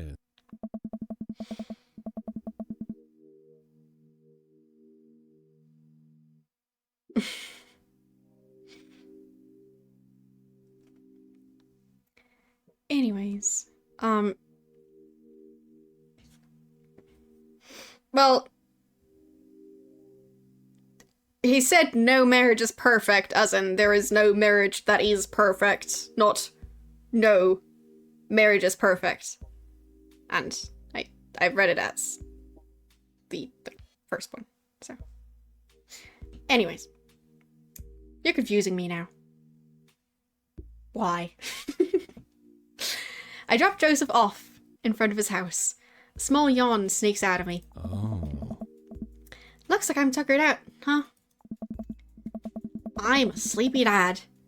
I think I might finally be crashing from all the sugar. Ha! I won't keep you up then. Oh. Thanks for helping out today. Happy to do it. Also happy to eat brownies. Yeah. Well, next time I promise we'll do something a bit more exciting and a bit less free labor. I'm very sorry about the whole thing with Mary. You shouldn't have had to see that. It's fine, really. Yeah. I know, but first hangout domestic problems aren't a good look. You barely know me. Yeah. Let me make it up to you next time. It won't be Margaritaville, but we'll do something fun. Promise. I smile. I like that. Aye. Oh. And one last thing. Joseph tosses a cling wrap brownie through the window. It hits me in the face, but I'm able to catch it.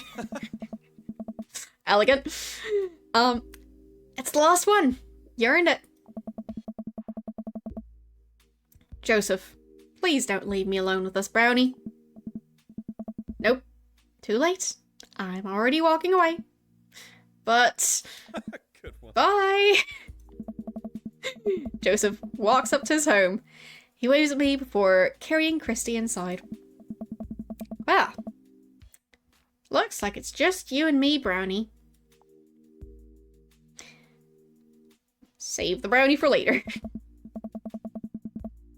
I pocket the brownie. This might come in handy down the road. I step inside and find Amanda doing homework on the couch. Ah. Hey, Father Unit! Hi, child that I'm required by law to take care for. How's homework? It's really fun and educational. Really? How long have you known me for? Right. How was the bake sale? Good. I think I could have made a good life for myself as a brownie salesman. Glad to hear it. So what? Were there any extra brownies? Or did you maybe sneak one? Or... I think for a moment and realize that I still have the brownie that Joseph gave me. This would probably do better in someone else's stomach than mine. Heads up. Huh? Wait! I hurl the brownie towards Amanda. It hits the wall behind her and falls to the ground. Nice throw. She scoops it up and smiles at me. Thanks, Pops. Hey, if you're not going to bed anytime soon, would you be game for some real shark hunters of Orange County? I thought the lost hunter got eaten by a shark. Huh? He did. I sit down next to her and cozy up with a blanket. Awesome. Well, isn't that wholesome? Good thing we saved the brownie. Date complete.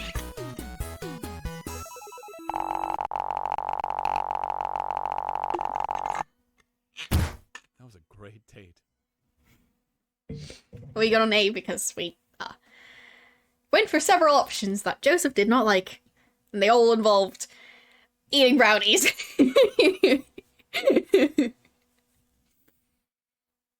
I mean, first it was the, not, answering about, like, how we're going to sell brownies. Just eating a brownie to, like, build up confidence. And the other time was, with the fight with Mary, so. Yes, the anxious brownie eating wasn't great for our scores. But it's fine. It went well. Anyways. But yeah, the scores, I think they're just kind of silly. So. Welcome. You've got dads. So. Hey, Reginald. What are your feelings about poker? Beyond hardly knowing her.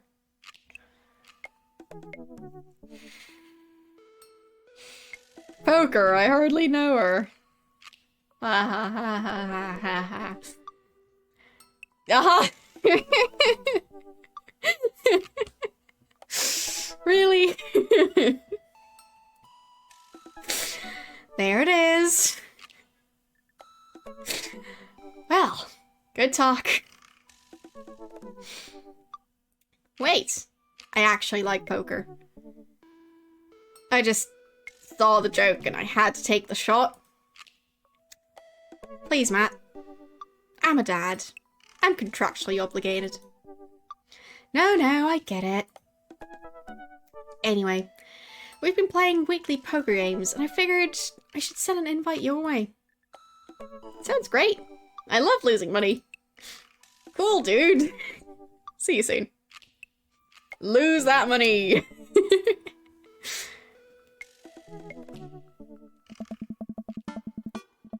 Matt invited me to a poker night at Joseph's house. I put on my going out coat and walk over. Then we put on our going out pants though, because those were an issue in a previous one, so I wonder. Across the way, I spot Matt, who's walking over from his own house. He's got a case of beer under his arm. Crap, I should have brought something. Hey. Hey, man. Crap, I should have brought something. No worries, man. It's your first time. Just bring a full wallet. Well, we'll see about that. How long have you guys been at this for? Years, buddy. Just a nice way to keep in touch with the guys. It's never really high stakes. Pass through the fence enclosing Joseph's backyard. Craig, Brian, and Joseph hover around the patio, drinking beer and chatting. Robert sits in the corner, brooding as usual. Oh. Reginald! Glad you could make it. So am I. I'm psyched to take all your money. Just like old times. Craig's the resident shark. We prefer the term person who's good at poker. Well, I'm aware. Craig's always been suspiciously good at poker. Oh. Are you still as terrible as you were in college?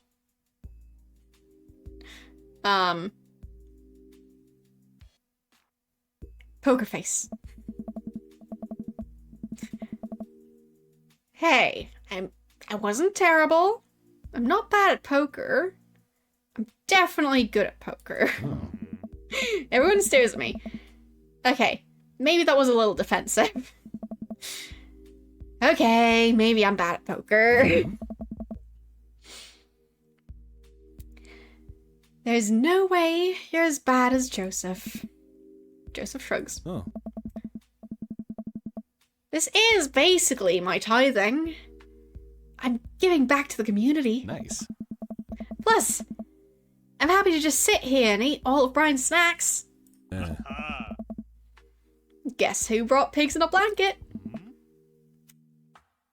Not Craig. Huh? Hey, my chia seed and granola energy balls are just as delicious. Everybody laughs.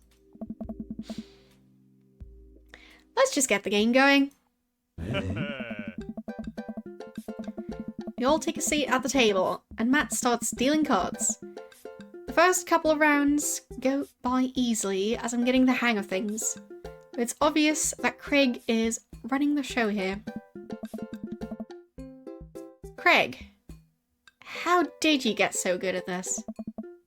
It's pretty easy. You just start getting a feel for everybody's tell, like Matt will scratch his ear. Hey. Hey! Brian adjusts his pants while he's trying to lie. Aw. Now wait a second. No, I think you just loudly announce to the whole room when you have a good hand. Yeah, yep, that's me. Oh. What's Joseph's tell? Everything. Literally everything. That man is an open book. He couldn't lie if he tried. Well, at least I have God on my side. Hmm. See? You can't even say that with a straight face.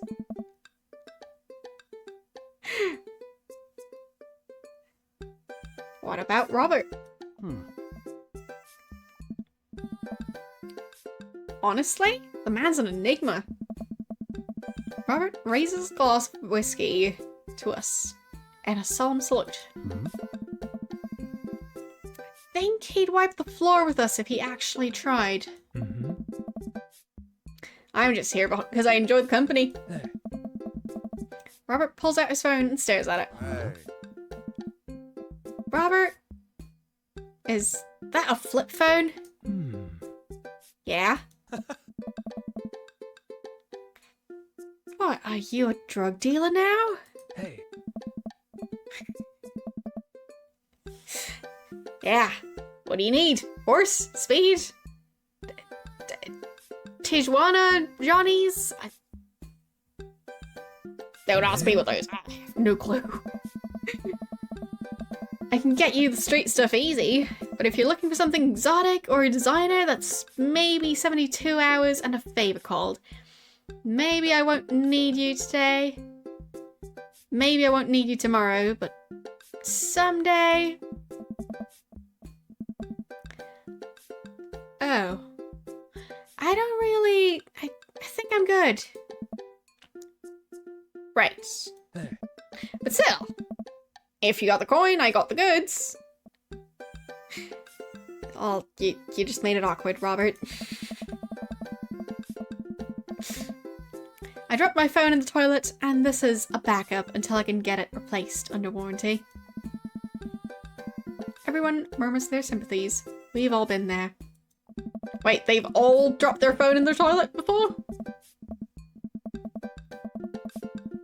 They should really watch out what they do with their phones. Yeah, I also have not been there. That's... well, anyways. You haven't tried that yet? Which part? The getting your phone replaced under warranty after dropping it in a toilet, or the purposefully dropping your phone in a toilet? Because why would you do that on purpose?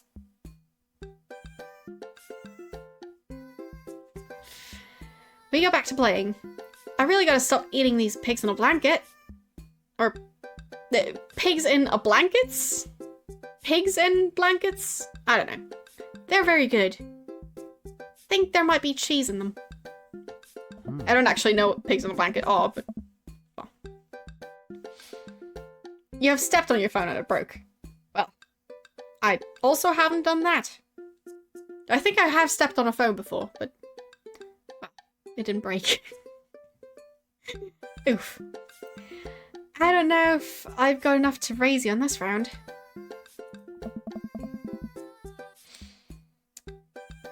You...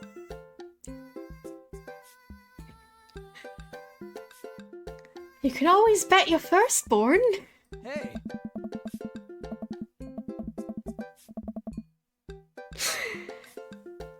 Joseph? If you think you can handle another one, be my guest. Brian Hazel are a handful, to say the least. Buddy, you think 3 kids is a handful? Try 4. I'm operating at 100% dad capacity at all times. Oh. Actually, it's technically 5. Christine saw a commercial for one of those dolls that poop but wouldn't stop asking for it. We ended up getting it for her birthday, but she's so grossed out by the fake baby poop that she makes me change its diapers. So now I'm changing the real baby and the fake baby. Aye. They still have a real baby? Oh, right, the one that keeps on disappearing. I forgot about that one. Anyways. And they also keep on forgetting about it. So it makes sense. There's just a lot of poop in my household right now.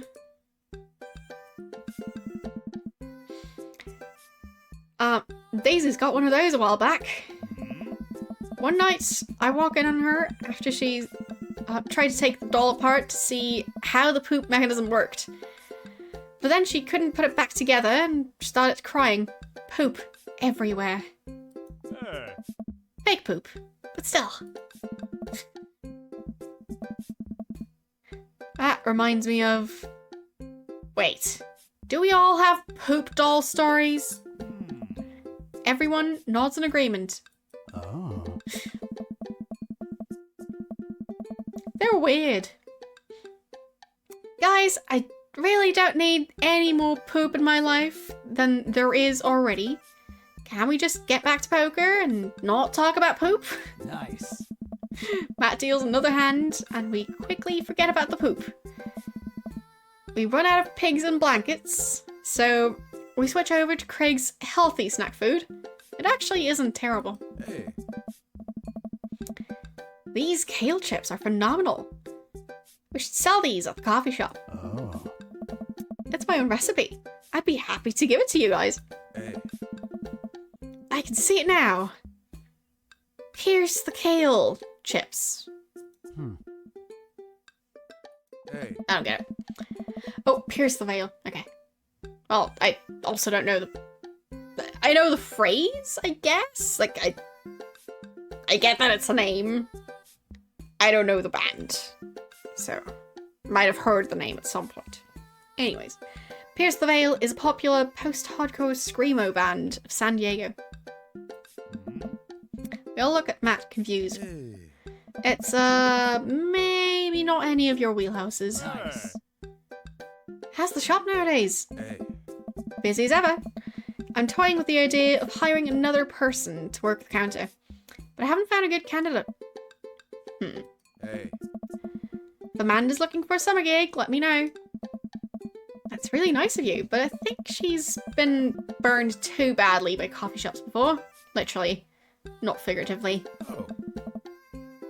Matt cocks his head to the side. I'll ask her though. We get down to the final hand of the night. And it's Craig in the lead by a landslide. Joseph has long since lost all of his chips and has taken to tidying up, refusing any help from the rest of us. Brian deals all cards. So, what's it gonna take for Robert to give a damn about this round? Robert looks up from his half-empty glass of whiskey. Do you really want to unleash the beast? I don't trust Robert. Well, now I'm curious. I've got a long history of being a gambling man, but Well, only do it if you make it interesting. None of this penny chip nonsense.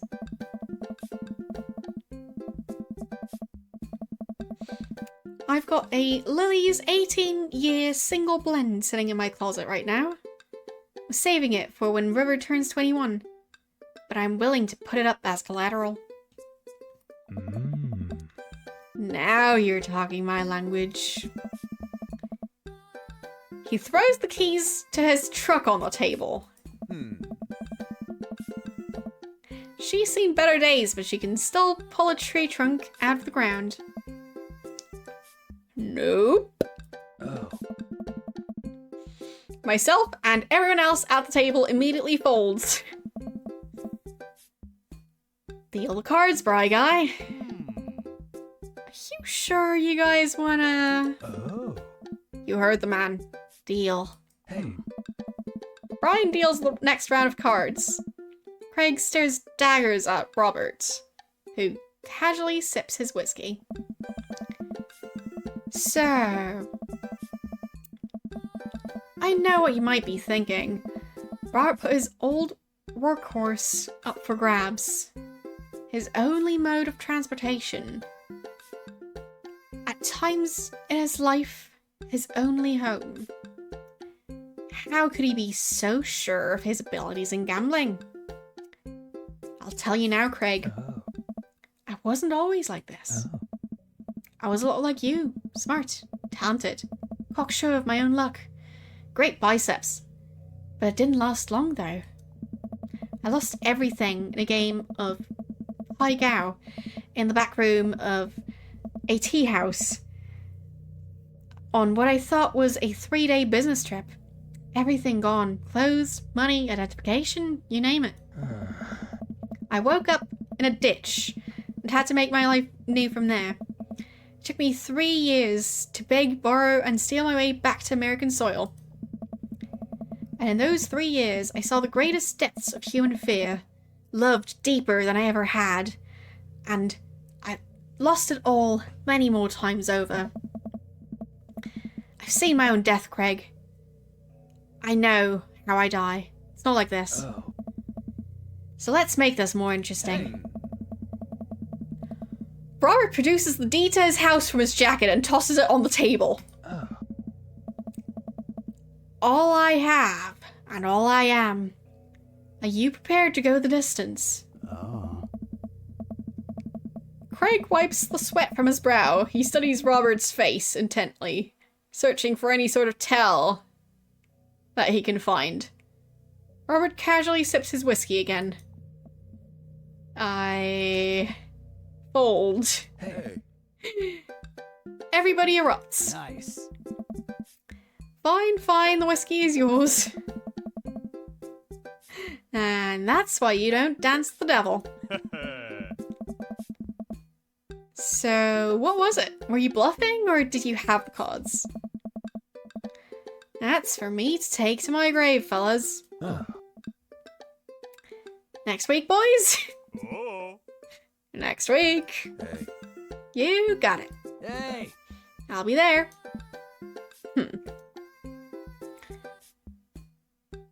I almost had a heart attack. Welcome to the exclusive club of people who are a little terrified of Robert. We all say our goodbyes and head our separate ways. Want to know the best part? We get to go on a date with Robert next. Got dads. That's gonna be fun. Because we haven't done that yet.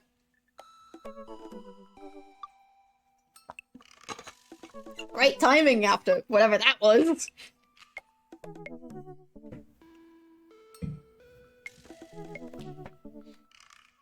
So, Robert. Robert Small. Oh, he doesn't do capitalization at all. Okay, he's that kind of person. When the internet gains sentience and decides to destroy us all, you know, it'll use this information against us, right? On a Friday night, you're most likely to Make a deal in an alleyway. Oh, fine. He does capitalization, but not for the first part of a sentence, or the first part of a message. He's confusing. Anyways, make a deal in an alleyway. Have it go badly. Here's the cop. Was it Giacomo? I trusted Giacomo. What? If you had one thing to take with you on a desert island, what would it be? Gun. Not even a gun, just gun. What are your turn-ons? Don't talk to me. What do you want to be when you grow up? Grifter. What's your favourite movie genre? Italian neorealism. What's your ideal date? Grave robbing. What do you never leave home without? At least 4 knives. Spend a lot of time thinking about. You ever really look into a rabbit animal's eyes? Okay, time to message him. And I'm starting to see why Craig wanted us to come along when he was invited by Robert. I feel unsafe already. Just based on that question. I do not know what to expect from that guy. Robert was pretty nice. A little odd, but nice. And ruggedly handsome. We should hang out.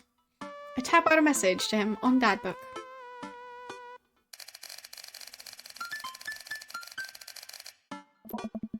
Hey Robert, good seeing you again at the cookout. And the poker. Wanna grab a drink? I sit there for a couple of seconds, hoping he'll message back. Hey, it says he read my message. I anxiously wait for a response. Watch cat videos on the internet. I start down a rabbit hole of cat videos, and Robert quickly vanishes from my mind.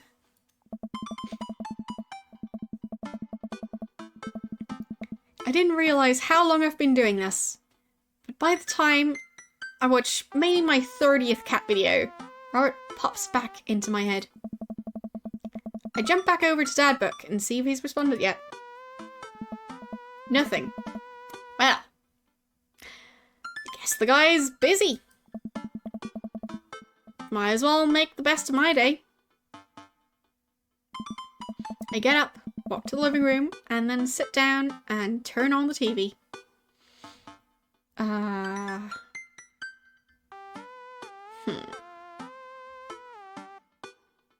Food channel. Ooh, Meatel's on. You have 10 minutes to cook a 5-course meal that must include these ingredients. Steak, lemon meringue pie, paper clips, and a hammer. Not tools, ingredients. Oh boy. If you're unable to finish cooking, or if any of these ingredients are absent from the dish, we will release the wolves. Oh my god. I'm not kidding. Please, help us. I lose several hours of whatever the hell that was. 2, whatever the hell that was. Sighing, I get up and walk around the house. My stomach grumbles. Time for lunch, huh? I guess it's time for old Chef Slayer to cook up a gourmet delicacy. I walk over to the refrigerator and open the door.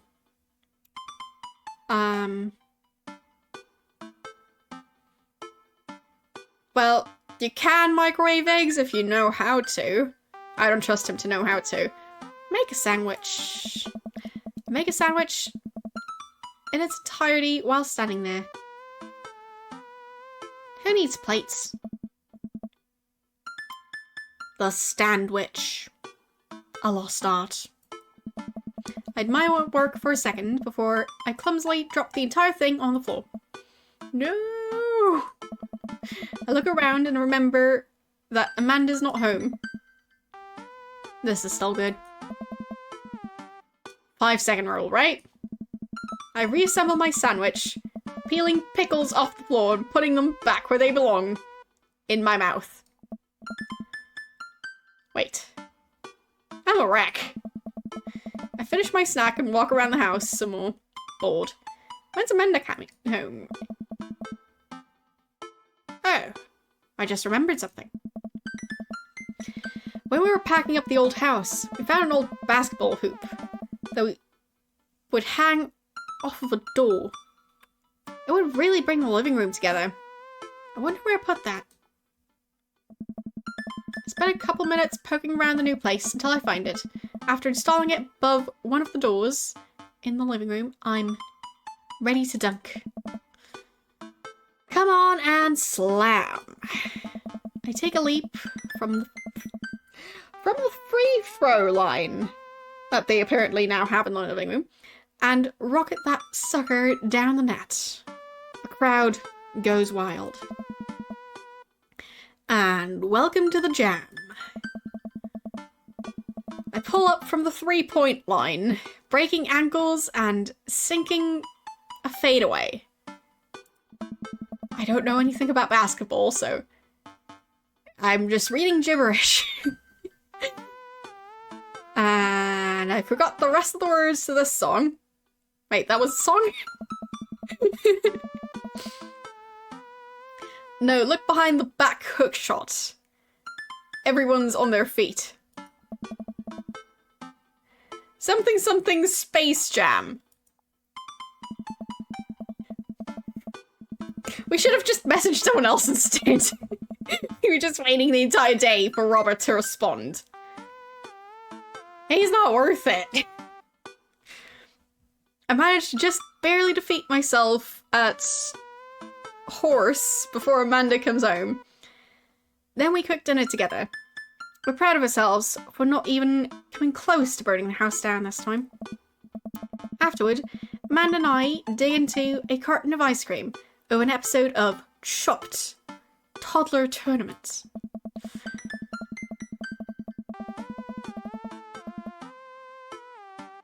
Apparently this is a toddler saying this, so I'm not going to try and do a toddler voice, because, oh boy, not going to go for that. Anyways, what you have in front of you is a molecularly deconstructed sweet potato with a brown sugared demi-glace with creme fraiche, of course. This is literally a jar of baby food. Toddler immediately bursts into tears. Are we bad people for watching this? Yes. Just then, my computer dings. Huh. What's that? Oh, you probably got a message. Amanda and I walk over to the computer and check Dad Book. It's a message from Robert.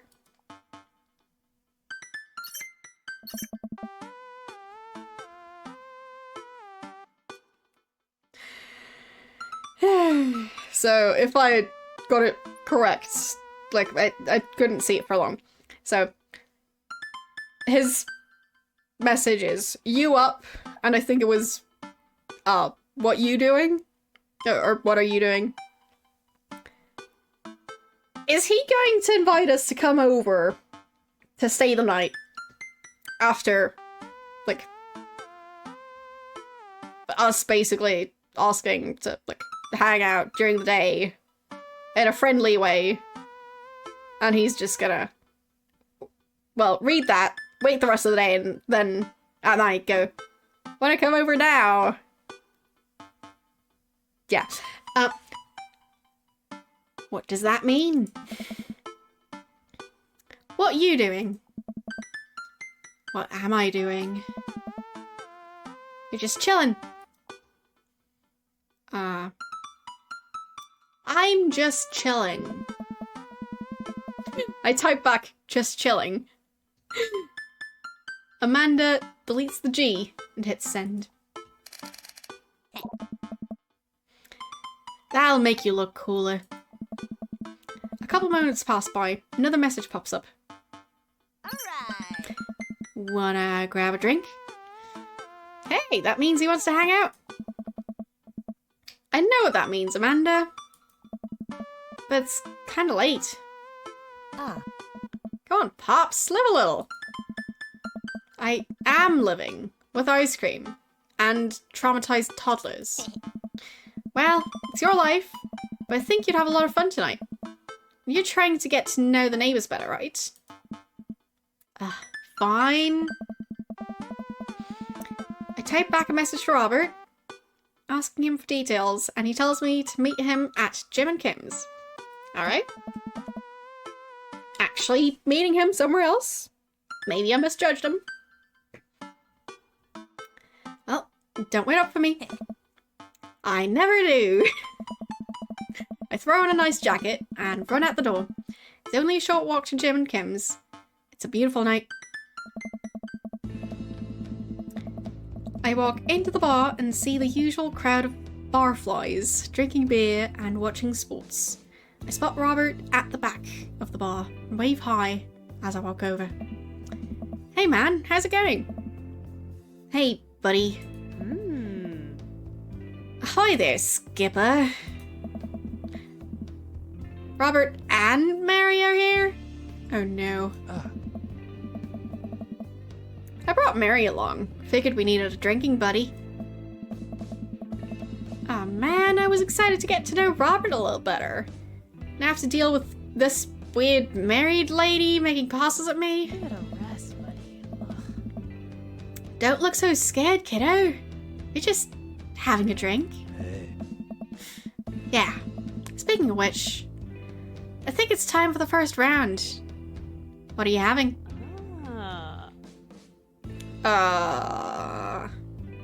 There's no water option. I don't trust these people.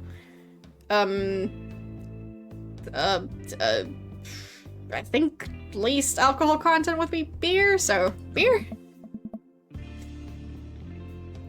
Well, admirable, I disagree. Robert orders 3 shots of whiskey and passes them between us. Well, this wasn't how I expected my night to be going. Hey. Here's to bad decisions and relaxed moral values, fellas. What have I gotten myself into? He knocked back the shots. I almost choke on the whiskey as it burns down my throat. Holy hell, that was a kick. I look over at Robert and Mary, who seem like old pros at this. Robert grabs his jacket and throws it on. Let's get marching. What? The night's young, Chief. Come on. We're bar hopping. Oh. Alright. We leave the bar and start walking down the street. Still don't know this area of town very well. I just follow Robert. So, where are we headed? Oh. I wish I were drinking. Or, Irish I were drinking. Either way, nice pun. It's a genius name. I'm so impressed. Sorry, I forgot to laugh. It's an Irish pub. A good pun is the whiskey to my heart. Or whiskey to my heart. Okay, that pun was even worse. Puns are the lowest form of humour, Reginald. Try harder. I disagree with that statement. Just saying those two are bad. Ouch. Am I gonna be the butt of the joke all night? Oh. Jesus, Mary, put your fangs away for a second. We walk into Irish I Were Drinking. The bar is pretty much the same as Jim and Kim's, except for the old-timey Irish memorabilia on the wall. Next round, what are you having? Beer might be good. Oh. Again? I respect your lifestyle decisions, while I may not necessarily agree with them. Still though, my question was rhetorical. Rhetorical. Yeah. Anyways. Robert orders 3 more glasses of whiskey, and we post up a garish green booth.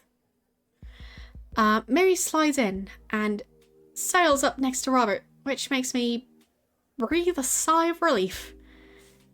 Well, I mean, it still seems kind of uncomfortable to be in this situation, but alright. Let's sip this one, why don't we? Suit yourself. Mary immediately downs her shot in one gulp and burps loudly. Hey. I'll put hair on your chest.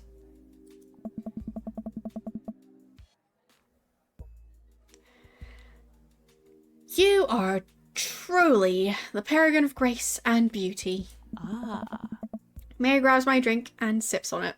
Ah. Hey, Hmm? Reginald, be a dear and get us another round, will ya? Hey. I don't know how to process this evening at all. I get up and order another round of drinks from the bartender. As I head back, I see Mary and Robert having a lively conversation. Robert roars with laughter. I don't think I've ever seen the guy smile, let alone laugh.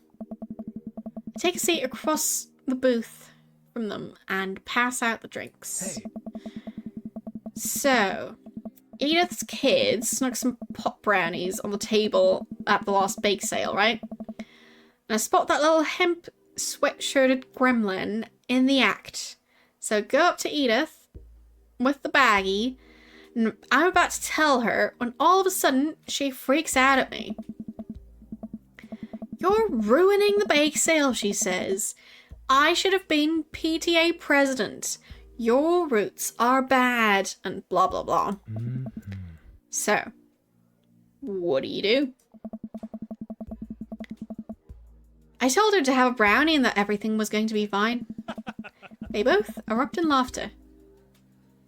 I politely follow along with the story. She ate 3. All laughter. Okay, that was actually pretty funny. Hey. She called the cops and told them that time had stopped. Ugh. Mary looks directly at me. Do you smoke weed? What? You know, the devil's lettuce. I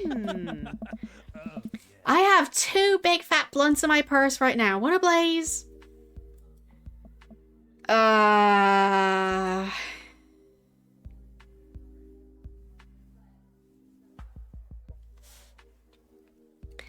So basically, I think this game was released at a time when, weed was still more regulated in the US. I'm, not fully up to date on, what the regulations are over there, because I have no need to be. I'm not over there, and I don't smoke, so I don't care. Either way, I'm assuming it was illegal back in, when this game is set. So, she didn't just drug someone. She drugged someone with illegal drugs. Great! That's a great thing to, brag about. Oh boy. Either way. What? No! I can't believe you would. I don't even know how you. This is preposterous. Ugh. Robert giggles helplessly. Ah. I'm just kidding, cowboy. Lay off the kid, Mary. He might not be used to your brand of humor. Sure. Sure, that's humor. Yeah. Fine, fine. We sit around and sip our drinks, people watching and cracking jokes, After a little bit of time, I begin to warm up to Mary. Her jokes become much funnier and much less scary. Yeah, I think that's the alcohol. But it seems like she's not going anywhere anytime soon. I just wanted some alone time with Robert. I wonder if I can get her to leave somehow. How about we leave? I won't we leave. Is that an option? Isn't Joseph wondering about where you are? Or lots of eligible bachelors around here, huh? Or could you get the next round? I think could you get the next round would be the one to go for. But I also don't trust her. Because she did just admit to drugging someone, so... I'll just go for making her uncomfortable. So, one of the other two. Isn't Joseph wondering where you are? Whoa, buddy, bring the sanctity of marriage into this.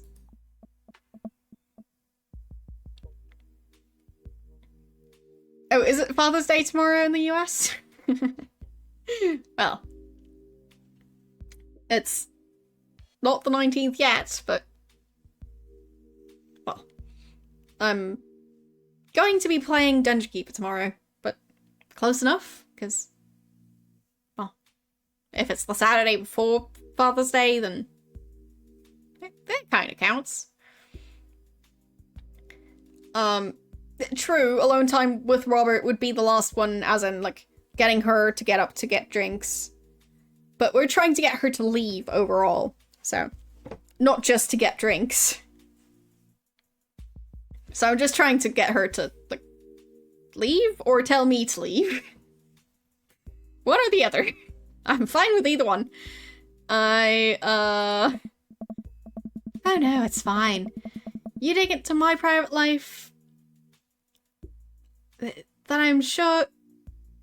You dig into my private life that I'm sure you think is your business. Slow down, Mary. You trying to ditch me, pal? No. Because if you're trying to ditch me, you can just tell me to scram. No, it's fine. Reginald wants alone time with his new best buddy, Robert. Read you loud and clear, the wingman breaks formation to pursue their prey. Now, if you fellas will excuse me, Mary needs to sink her teeth into a helpless boy. Go with God. Nice seeing you. Ugh. Deuces, nerds. Mary gets up and saunters over to a younger-looking guy at the bar. She grows on you. Does she, though? I feel like she kind of delights in making men suffer. Well, she does. But what about her and Joseph? What about him? You know, they're like, married, and she's definitely tried to get in my pants the other night, and... I gestured to her across the bar, where she's making goo-goo eyes at the young guy from before. He looks like he's being held hostage. Oh. That's just a thing she does. She's harmless. Tell that to the boy she's hanging off of. Poor kid. Looks like he's seen a war. Robert lets out a hearty laugh. Hey, I got him to laugh. Oh, man. You know, I pegged you for one of those straight-laced types. Oh, don't worry. I got pretty wild back in my day. Still got a little wild in you? I'm uncomfortable. I have a child I need to take care for. Well. That's a shame. Catch you around, Robert. I head home and make sure to drink a glass of water and have a multivitamin before bed. Probably made the right decision, I think. Date complete. Oh boy, that's gonna be a bad score. But I don't care. I'll kill you.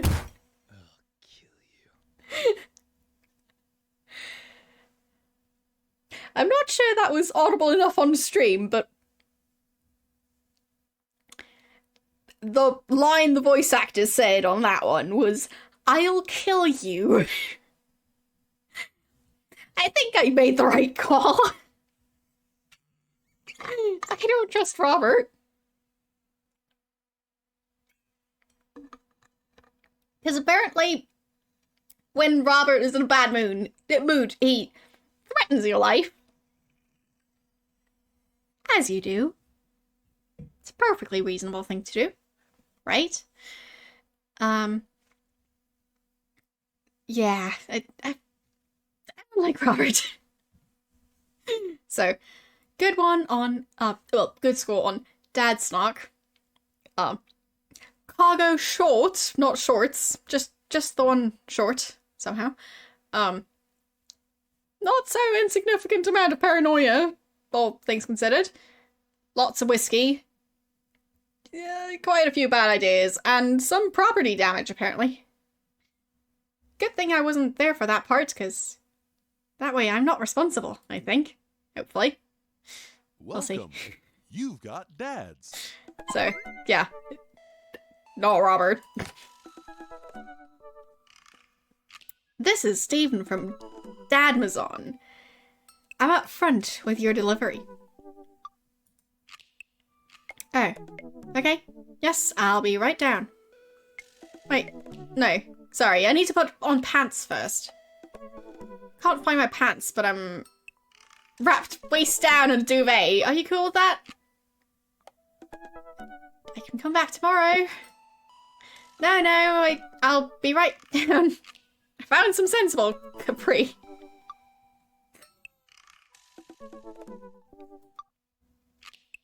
Early morning, and we are already making people uncomfortable. Put on pants.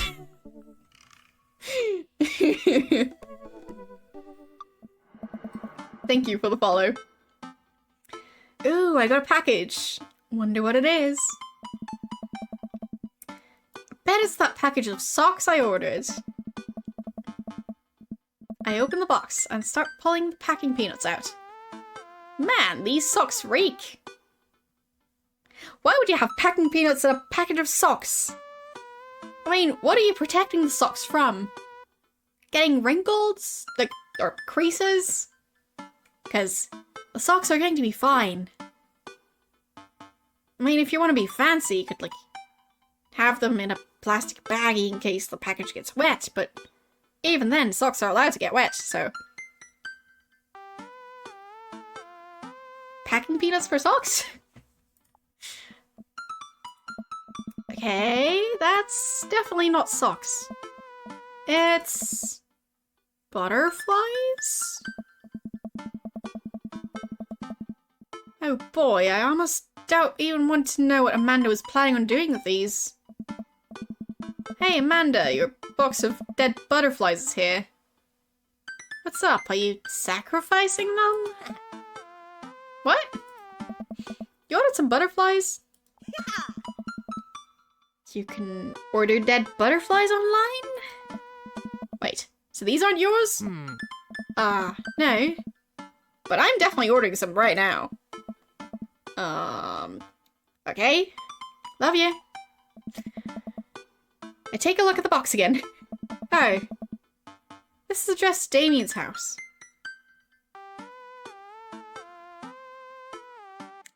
Give the box to Damien. I should take it over to him. I jog over to Damien's house with the box. I pull back his door knocker, but suddenly the door opens. Mr. Slayer, to what do I owe the pleasure? Whoa, how did you know I was about to knock? I don't know. Ah. Okay. Anyways. I think this got delivered to my house by mistake. I hand him the box, and his face lights up. What a wonderful surprise! I was just about to send a strongly worded letter to the courier service about this. Many thanks. Not to pry, but what are you going to do with those butterflies? Would you like to see? Alarm bells ring in my head. This is how you die, Reginald Slayer. Actually, I think he's a lot more trustworthy than Robert is, so I think we'll be fine. Sure. Damien leads me into his study, where he's set up some sort of workstation. Above his desk is a wall of pinned butterflies, moths, and beetles. Oh, wow. That's really something, Damien. I'm quite proud of my little collection. You do all this yourself? Of course. I find it rather relaxing. How do you... It's simple. Here, let me show you. These aren't quite ready yet, so they'll need to be rehydrated overnight so they're easier to work with. I have some over here that are ready to pin. Damien takes a seat at his desk while I hover behind him. He picks up a little triangular paper package and snips off the edges. He pulls out an all-black butterfly and shows it to me. I'm rather excited about this one. It's a turquoise swallowtail. Or swallowtail? Anyways, it's a fancy butterfly. He gently opens the wings, spreading the butterfly out on the table. The backs of the wings are a gorgeous iridescent green colour. Oh. And the pigment on this one is so nice too. Anyways, pinning a butterfly is actually very simple. It requires a delicate touch. First, you put a pin through the thorax. Say that 3 times in a row. Damien slides a pin through the middle of the butterfly and places the butterfly on a piece of styrofoam. He carefully arranges the antennae with forceps and begins placing paper and more pins on and around it. He does this so effortlessly that it's almost hypnotic. I have a frame here that I think this one will look quite pretty in, but it'll need to sit for a couple of days until it's ready. And then what? I remove all the pins and put it on display with the others. I take a closer look at Damien's collection. One with bright blue wings keeps drawing my eye. This one's so pretty. Damien takes it off the wall. Ah, yes. That's a blue morpho. One of my favourites too. He hands the small frame to me. Here. I think this would look lovely in your home. Oh. I couldn't take this. I insist, believe me. I have more than enough. Thank you. If you ever have an interest in pinning some insects yourself, you know where to find me. I think I'll leave that up to you. I feel like I'd probably break them in half with my butterfingers. Nonsense. You have beautiful, steady hands. And you would make a fine taxidermist. Am I blushing? Damien walks me to the door and gives me a warm smile as I leave. Take care of yourself, Reginald. Thanks for allowing me to share my odd little hobby with you. Welcome. You've got dads. That was an interesting interaction. I'm starting to like Damien. I mean, sure, he's bizarre, but they actually kind of have chemistry.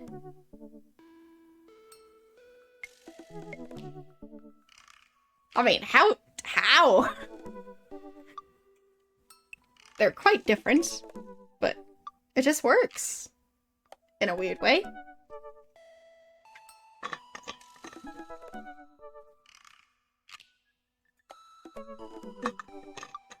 So I think Damien might currently be the front runner.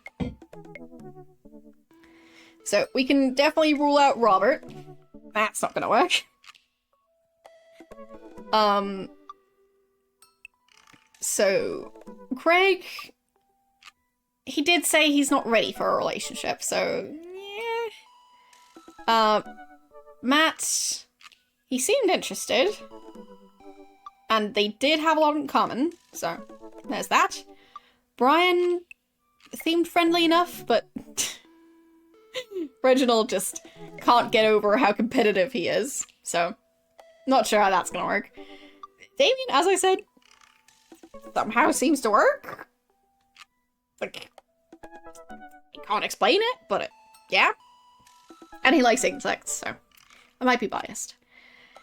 Hugo, yeah, I mean, they did work well together. And their first date was a bit weird, so might make sense to go for a second try. Same goes for Joseph. So for now, I think we might be skipping Craig and Robert. We'll see. We'll definitely skip Robert. Not sure about Craig yet. So let's go for Matt first, since it's been the longest since we went on a date with him. So, I'm assuming this hasn't changed. So, I'll just message him.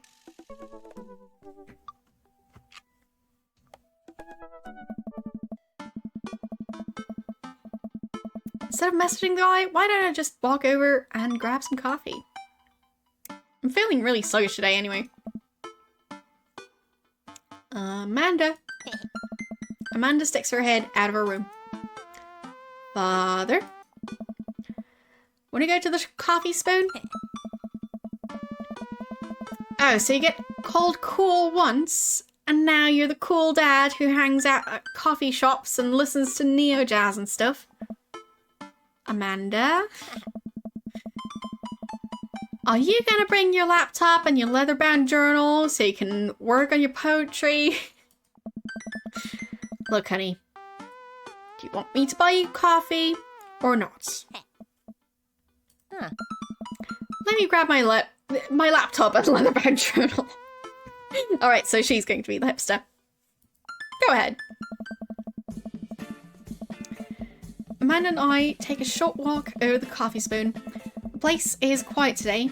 Just a few people hanging out and reading books in the cozy little nooks. I walk up to the counter and see a familiar, pierced face.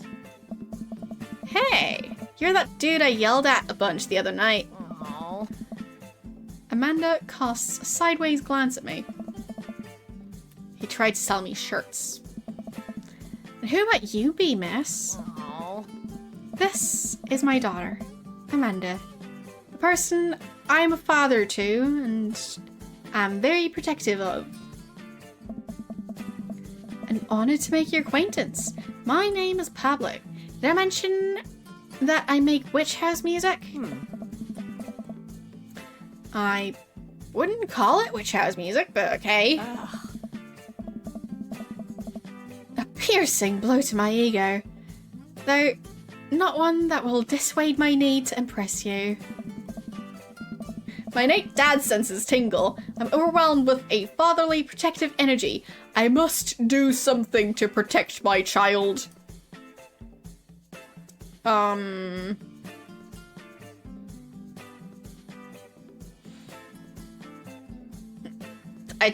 don't know what taken is. Like, I'm hoping that would be a way to make him uncomfortable, but we'll see.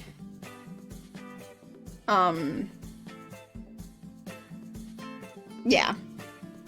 Reappropriate lines from Taken.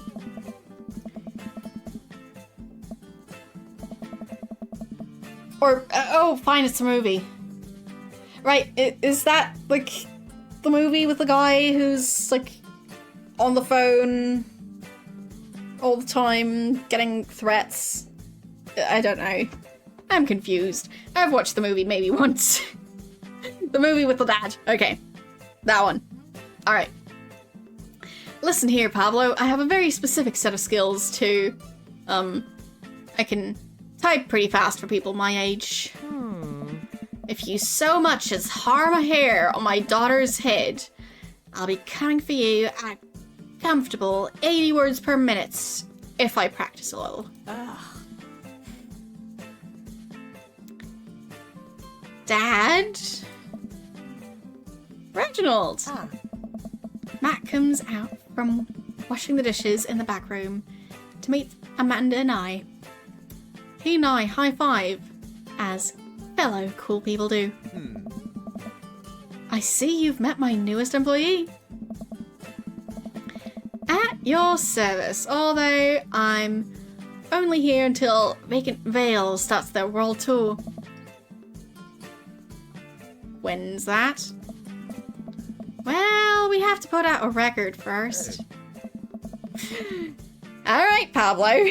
Now, what do we do with customers again? Right, yes. Pablo clears his throat. Hello, good folk of Maple Bay. Can I interest you in a tasty caffeinated beverage? A smashing pumpkin spice latte, please. Classic. And you?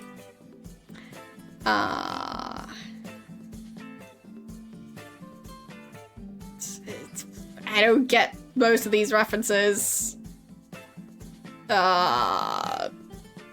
Father John Misto. I have absolutely no clue what that's a reference to, but we'll find out. Ugh. That might be the worst pun I've heard. Hey, it's pure comedy. Yeah, puns are the highest form of comedy. Oh, I was making a joke off Father John Misty has an album called Pure Comedy, and the drink is named after Father John Misty, so that was... yeah. Never mind. Coming right up. Pablo gets to work making our drinks while Matt observes him. He'll get the hang of it, for as goofy of a dude as he is, kid works hard. Hey man, that concert was a lot of fun. We should hang out again. Hell yes. I'm actually gonna be done training Pablo in a couple of hours and was gonna go record shopping. Wanna come along? Absolutely. Hello, how are you doing today? Pablo brings us our drinks and Amanda buries herself in her laptop. I spend my time sipping my drink and cracking jokes with Matt. Last time we hung out, he told me that he had trouble hanging out with other people. For some reason, he and I can talk and joke just like old buds. It's weird. I feel really comfortable around him. But yeah, as I was saying, they just seem to get along fairly well. He's your favourite? Fair enough. So far, the last interaction we've had with Damien, it was intriguing, so currently kind of rooting for Damien, but that might still change. I mean, first I thought that Robert was not going to possibly be dangerous to us, but now I'm not so sure anymore, so opinions change. We are no longer considering Robert an option.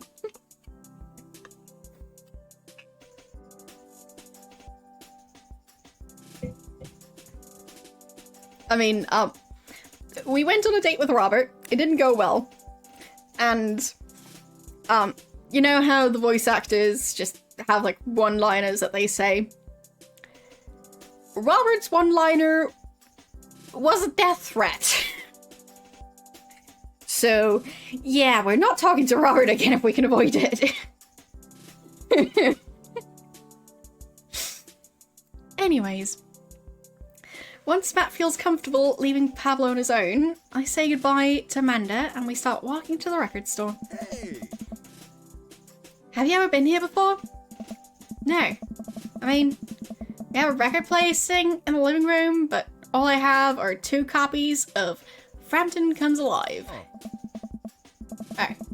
This should be fun then. We're gonna find you some good stuff. The walls of the store are packed with posters, artwork, stickers, and records. A few people mill around, flipping through milk crates of albums. Some indie band is playing through the speakers. It's a nice vibe. So, why do people still buy records? Isn't it kind of outdated at this point? Oh. There's a lot of people who will try to tell you that vinyl sounds warmer or more true to the artist's intent, but I really think it's just nice to collect records. Hey. It's cool in this day and age we have just about every song ever created available instantaneously on our phones, but there's something about holding an album and getting to see the artwork in your hands that I'll always love. I can relate to that statement. I have a CD collection, which takes less room than a record collection, so life hack. Or at least, maybe, like, volume-wise it's similar, because records are thinner than a CD case, but still, records are big, so I think it still counts. That's why I try to get as many of the records that I love in physical form as possible. Remember when we were kids, I would have to wait around by the radio with a cassette tape so we could record our favourite songs? Hey.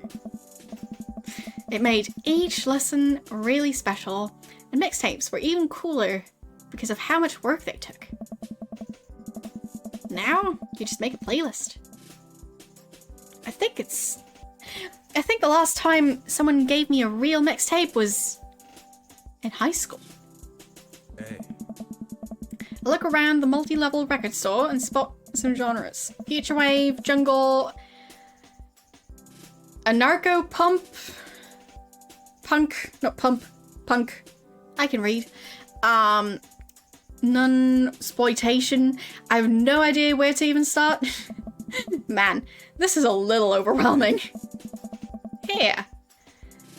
Let me help you find something you like. If you were a milkshake, what flavor would you be?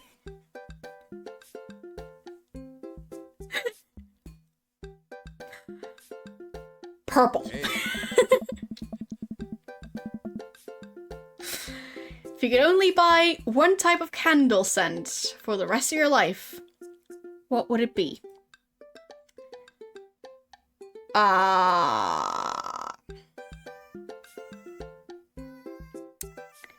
Spring Creek Fireball. Yes, I'm just going for the silly options and waiting to see where that brings us. What's your favorite ambient sound?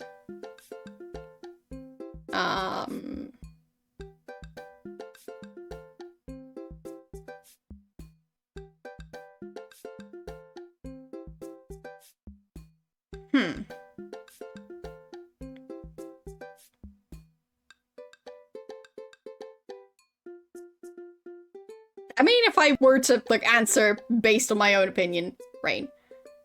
So. What's your dream vacation spot? My backyard. What's your deepest, darkest fear? So the options are a worry that people are nice to me only because they want something from me, or a fear that I don't deserve happiness and I won't ever get it, or what if nobody exists but me and I've fabricated this universe, or saying you too when the waiter tells you to enjoy your food. Well, that's some deep stuff. I feel drawn towards the last one. What about you guys?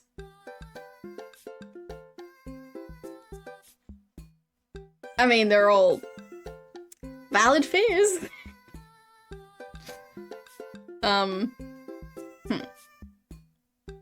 Last one? Because, I mean, I've been there. So, yeah. Saying you too. Matt thinks for a moment. What? Oh, I know just the thing. Hey. Matt runs to the other end of the store and returns holding a record behind his back. He shows it to me. This is Trouble Will Find Me by The National. The National have honed their sad guy sound on album after album, and by this point, they're all pros about feeling blue. Music is so amazing that it'll actually cheer you up. Whoa, dude. Thanks for the recommendation. Oh! You're gonna have a great time with it, promise. Matt and I bring our records to the cash register. A young girl with a septum ring and a buzz cut stands behind the counter with one earbud in. Usual stuff today, Matt? Hey! Just some light pickups. Matt places 3 albums on the counter. I swear I'm good at this by Diet Sig, Forever by Mystery Skulls. I think these might actually be real ones. Because I've heard of the Mystery Skulls, I think. Anyways. And Greatest Hits by Remo Drive. Tight! Hey! Cashier rings up Matt and hands back his albums in a bag. She stares at me suspiciously. Who's the nerd?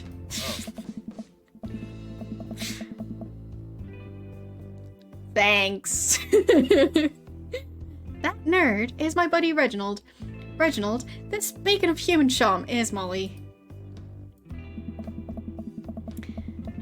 I got kicked out of art school for destroying my paintings at the end of every critique. Lovely to meet you.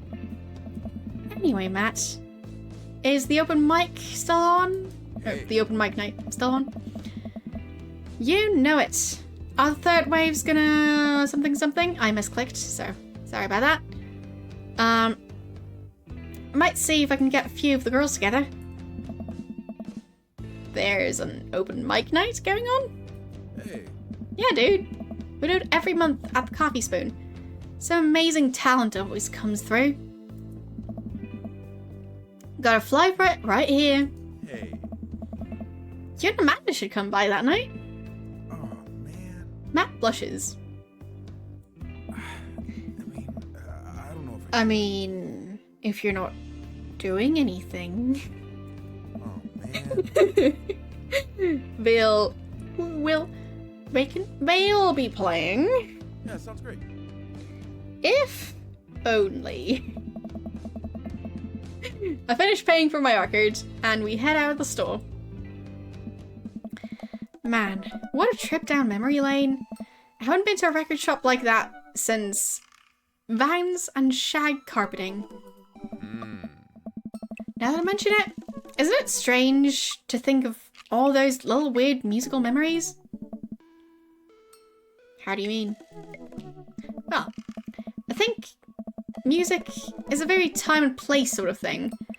A song is important to me not only in that I think it sounds good, but where it was and what I was doing when I listened to it. There's music that reminds me of exes, of struggling through school, of being so poor that I didn't know where my next meal was coming from. Hey! All that stuff. Listening to those songs reminds me of those memories, of those moments of my life. Yeah. Now I think of it, even the pop concert Amanda made me take her to is special to me. I mean, not really a fan of the band, but hearing their songs on the radio reminds me of how young and excited Amanda was. Oh. And then that even reminds me of a younger me, going to see my favourite bands in concert with all my friends. I would always go to my friend Cynthia Chapman's house beforehand and smoke pot in her basement. Like, we were so slick. Our parents definitely knew what we were doing.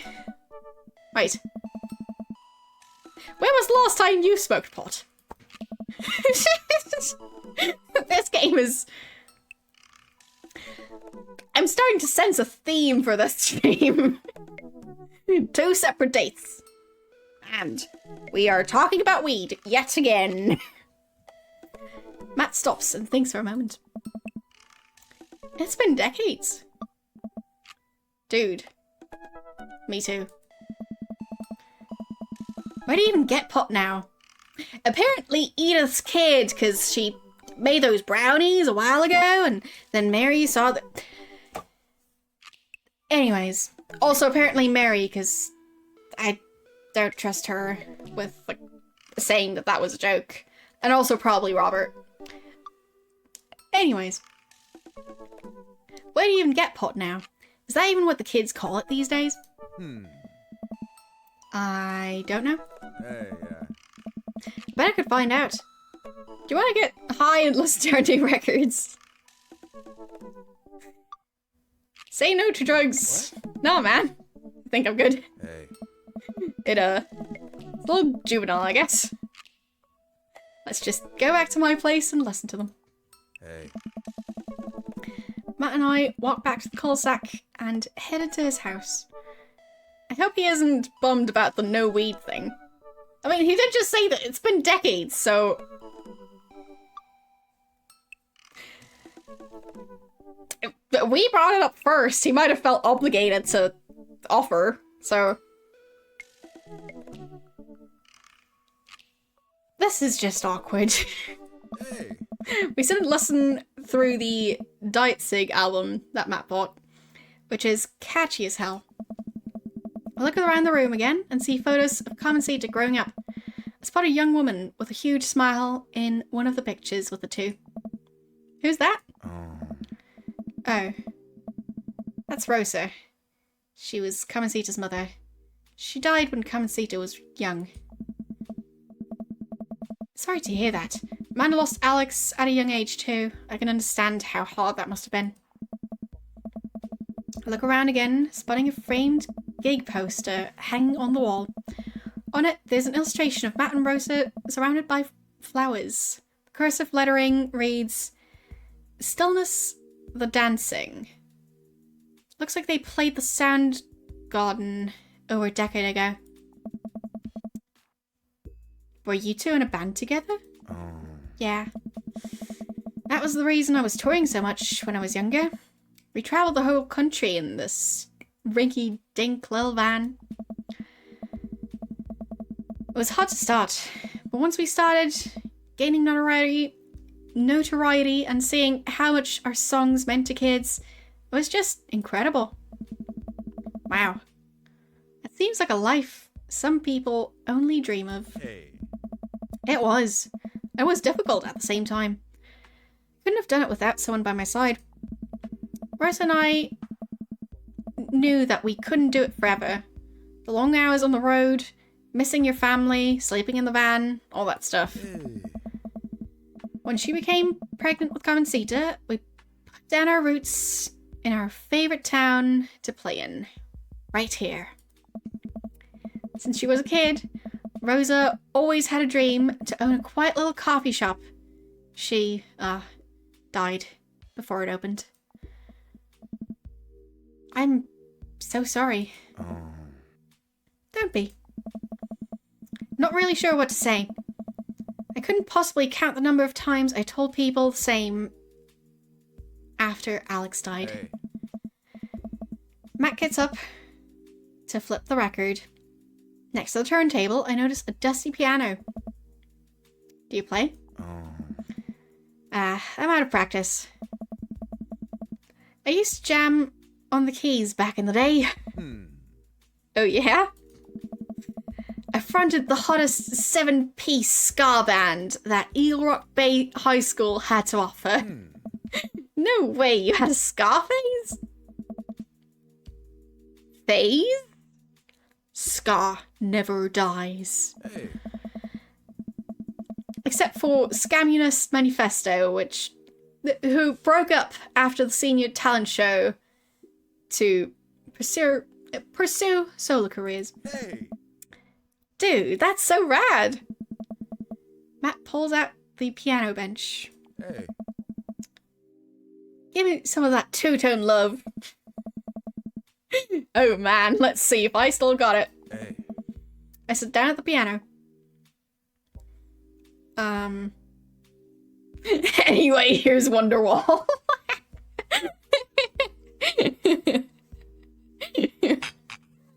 Oh. What should we go with? Go with a classic, stick to your ska roots, or Wonderwall? I mean, I feel like we should, like, be serious about this and actually, like, play what he asked for. So, I'll go with the serious option. Stick to your ska roots. Hey, I think I'm doing it. I'm playing ska. Hey, yeah. Wait, that was just smoke on the water. Matt, I've forgotten how to play. The deep purple is always appreciated nonetheless. Alright, buddy. Can you top that? I shouldn't. Oh, come on. No, it's been a long time. Never too late to get back into it. Matt, you just sat through butchered version of Deep Purple's Smoke on the Water. How much worse can it be? Matt stares at the piano for a second. Okay. Okay. Matt closes his eyes and runs his fingers over the keys. He breathes in,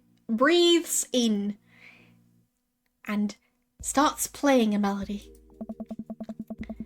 If I didn't know he hadn't played the piano in a long time, I would never have guessed it. Matt plays a soft, sweet tune filled with emotion. I've never heard this before. Is this one of his original works? This is so cool. Hey.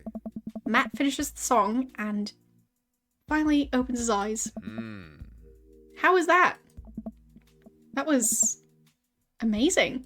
Oh, it's nothing. Come on, man. That was killer. Are you gonna pull that out at the open mic night? Hey. Oh no. I never play at those. Well, why not? You're really good. It's just, I don't do it anymore. It's just not, I just don't like being up there and alone and having so many people stare at me. It doesn't feel fun anymore. I can sense that Matt's getting uncomfortable at the thought of it. I won't push him any further. Alright, man. But I hope you know how beautiful your music is. Oh, man. Thanks. Hey. Matt and I sit and listen to more records until it gets late, and I decide that I need to get to bed. Matt walks me to my door. Hey. Night, dude. I smile. Night. That was cute. I walk inside the house. I walk inside and the house is dark, save for the sliver of light coming from beneath Amanda's door. Huh. I knock lightly on the door and enter Amanda's room. She's sitting at her desk with her camera, editing photos. Hey, Amanda. Amanda swivels around in her chair to face me and slips down. So, what's up? Huh? Dad, I'm hungry. Whoa! Wait, no. Hi, hungry? What? No. I'm Dad. Amanda collapses on the floor. I promised myself I'd never let it come to this. Sorry, kiddo. You set it up, I spike it down.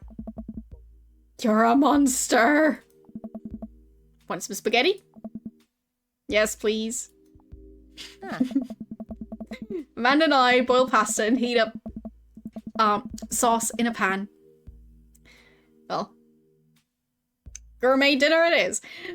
Well, I boil pasta and heat up sauce while Amanda watches. Despite my best efforts, I'm not able to set it on fire. Ah.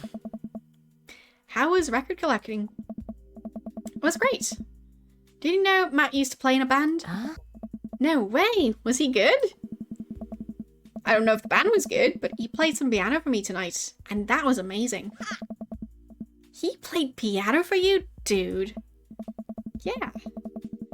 I brought it up that he should play at the open mic night that's happening at the coffee shop, but he kind of got weird about it. Hey, I saw a flyer for that. We should go. It's not too late to start a father-daughter punk band and play a couple of tunes there.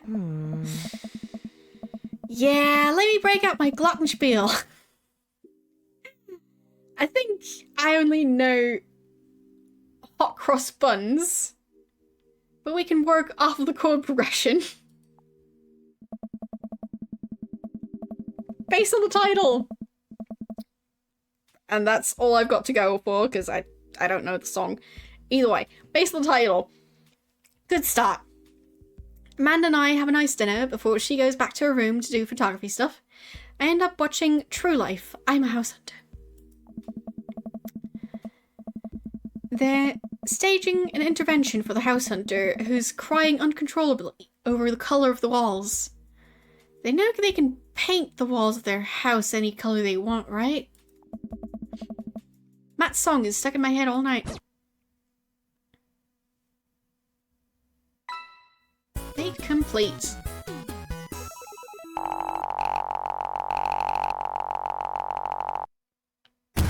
You know what? I'm down for an encore. Wow. Seems that date went pretty well. Like, I don't think we got, like, the best score possible, but still. Well, it's been a long day. I'm just about ready to pack it in. After a few bites of ice cream from the freezer. So, first pasta then ice cream. He must have been quite hungry. Either way, after a few bites of ice cream from the freezer, turn off all lights and walk down the hall to my room. That's the living room. Does he sleep on the living room couch? I wonder if Amanda's still awake. That kid needs some sleep. As I pass her room, I can hear a faint sound, but I can't quite make out what it is. I get a little closer. Is she crying? I knock gently on the door. Hey, Amanda? The crying immediately stops. Not right now. Her voice sounds strained. She snuffles. I need to make sure she's okay. I open the door. In the dark, I see Amanda's outline in the middle of her bed, knees hugged up against her body. Is everything okay? I don't want to talk about it. Did something happen? No, nothing happened. Go away. Something must have happened. Amanda? Get out! Okay. I quickly leave her room and shut the door behind me. Once the door closes, I hear the crying again. Wow. What is her so upset? She seemed fine earlier. She's usually so open with me. Did I do something wrong? Is she mad at me? I guess if she wasn't before, she definitely is now. I can't even remember the last time she snapped at me like that. Yeah, I might have crossed the line there. I have a hard time falling asleep. But when I finally do, I'm still thinking about Amanda. I hear Amanda walk in the door. Instead of heading for the kitchen like she usually does, I hear her make a beeline for her room. She's clearly trying to avoid me. Hey, Pumpkin? What? Can you come here for a second? There's a moment of silence. Yeah. Amanda sits down at the table across from me. So, I want to talk about what happened the other night? Aww. Amanda looks away. What has you so upset? What's going on? I told you. I don't want to talk about it. Well, you've been giving me an attitude lately, and I'd like to know why. It's none of your business. What happened? Is it something I did? No, Dad? Can't you just drop it? Amanda, please, talk to me. I feel like you're drifting away from me. I don't have to tell you everything. I'm an adult now. You should treat me like one. Amanda, I'm only pressing this because I care about you, and I want you to be okay. If you're not gonna tell me, then fine. No matter how much you don't want me to care for your... No matter how much you don't want me to care for your health and well-being, or care about your health and well-being, I'm gonna do it anyway. I'm your dad. It's my job. Oh. That's all. If you ever decide you want to talk about it, I'm always here for you. I reach out and squeeze her hand. Always. Okay. Amanda gets up. I'm gonna go now. Alright. I watch Amanda go into her room and close the door. Oh. Still, they kind of made up, so. Welcome. You've got dads.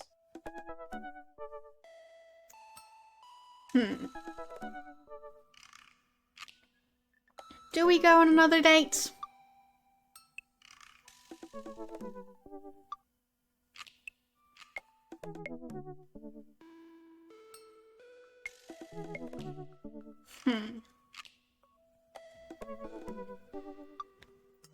I mean, I'm still not sure if we keep Joseph in, like, the selection for, like, going on a second date. The date with him, like, it was... Well, it didn't go so well, but then again, he did seem like he wanted to go on another date just because, well, this one was a bit awkward with his wife and all, so. But then again, dating, wife, yeah,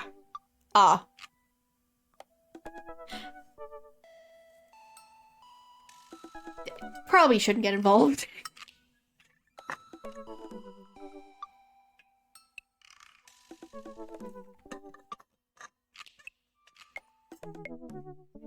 So,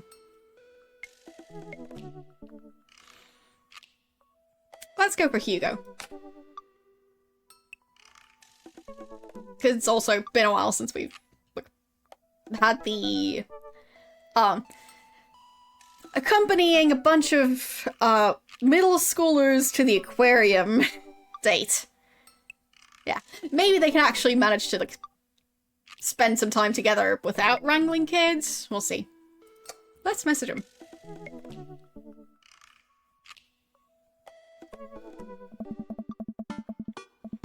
I should take Hugo up on his offer to hang out. I had a lot of fun with him at the aquarium. I tapped out and messaged him on Dadbook. Hey! Still want a cheese board?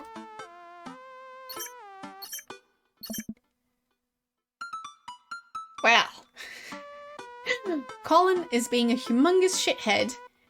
He won't stop sending me the same picture of Jackie Chan in a mesh shirt. Oh, sending the same picture of Jackie Chan in a mesh shirt to the printer. And it's a nice picture, but he's wasting all my paper. Oh. And he's also wasting printer ink. That stuff isn't cheap. So, I'd argue that that's the worst part of it. Anyways. Whoops, sorry. That was meant for another teacher. But seriously, he's insufferable. There's pictures of Jackie Chan everywhere.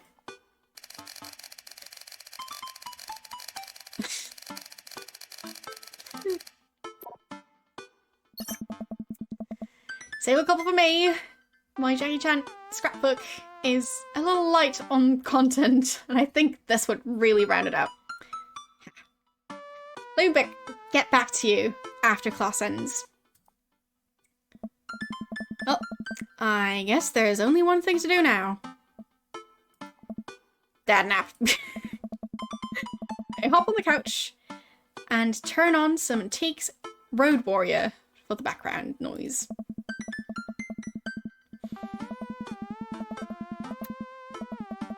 I got this ornate cabinet from a yard sale for $5 in 1982. To be told that it once belonged to a Confederate general is a huge surprise.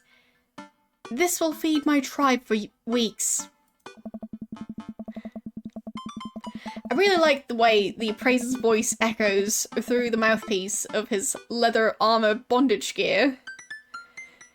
Maybe this is that ASMR thing that Amanda keeps telling me about. I drift off to sleep.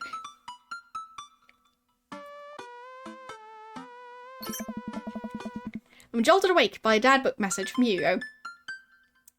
Ha. Let me get back to you after class ends. Hey, sorry about that. Colin's in the principal's office now. He says he knows Jackie Chan personally, and Jackie won't be happy to hear this. I get off work in a little while, and I continue to be very serious about the cheese boards. Yeah, so am I. And also confused. Okay, mainly confused. Amanda walks in the door as I'm just about to leave. What's up, Buttercup? Just getting home from school? Where are you going? Oh. I have a meeting with the board. The board? A cheese board is what I meant. I'm getting cheese with your teacher. Will you be able to fend for yourself until dinner time? Yeah, I'll live. But only if you can talk him into going easy on me for the final. Sorry, buddy. That ball's in your court. What's in my court, if you ask? Just a variety of delicious cheeses, meats, and their accompanying crackers. Maybe some olives. A little bit of fig jam? Ugh. Yes, I get it. You're excited about the cheese. Sweetie, you'll get it one day. But now I gotta go see a man about some manchego. I don't know that type of cheese, but I do think it is a type. Please leave! I walk into a quaint French diner, and Hugo waves me down to a booth in the corner. He looks pretty tired. Long day? Every day is a long day when you teach middle schoolers. Colin started a gambling ring. The pictures of Jackie Chan were just a cover. He's bartering in those little rubber band bracelets that are also shapes.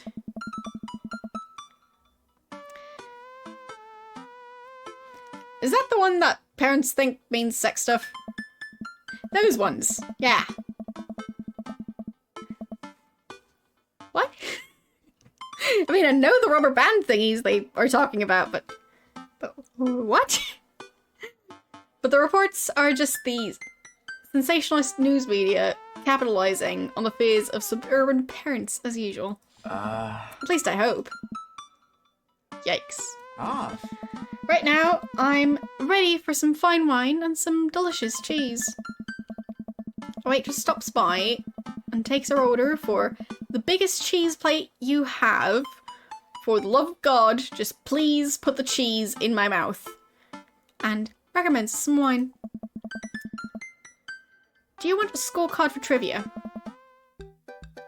There's trivia? Yep, we're starting in a few minutes. Pretty much everyone's playing.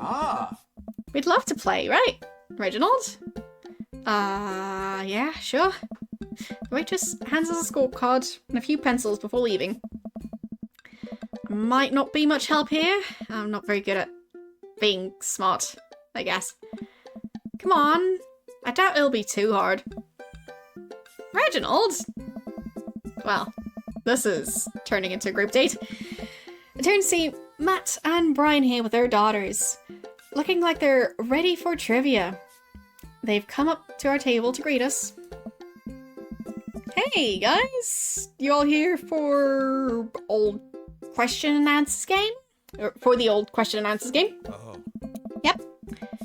We come here every week, but Brian and Daisy carry the team. Camancita and I are just here for the cheese. Provolone 2, Lost in New York, have been reigning champions for the last month.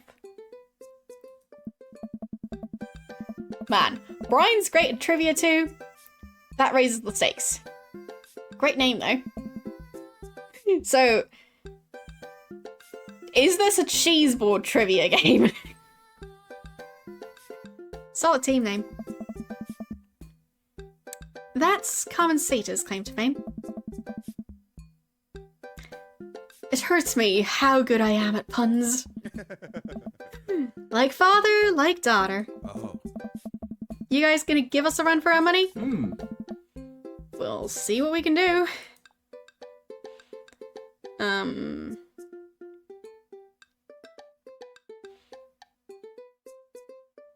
Well.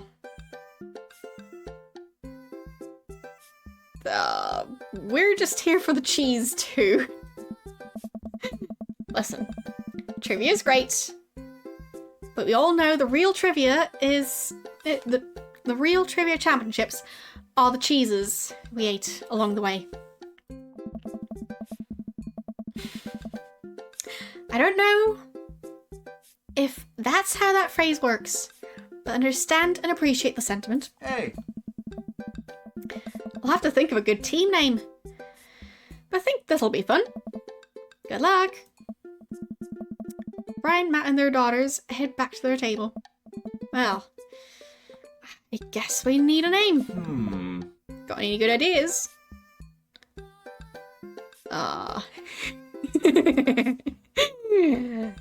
Avarti like it's 1999, obviously. That'll do just like nicely. The waitress comes by with our cheese board, and we reveal we revel in its glory. Already I can see a picture of cheddar with my name on it. A piece of cheddar with my name on it. My brain is melting. Don't mind that. It's alright, like, getting close to 26 degrees, so this'll be the last date. Don't worry about it. Anyways. I pair it with some strawberry preserves and slide into dairy-induced ecstasy. Why is this game always so difficult to read?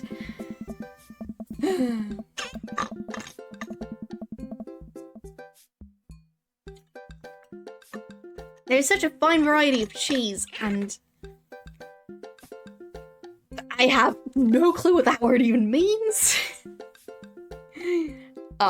Cheese and other things, and I'm possibly overwhelmed.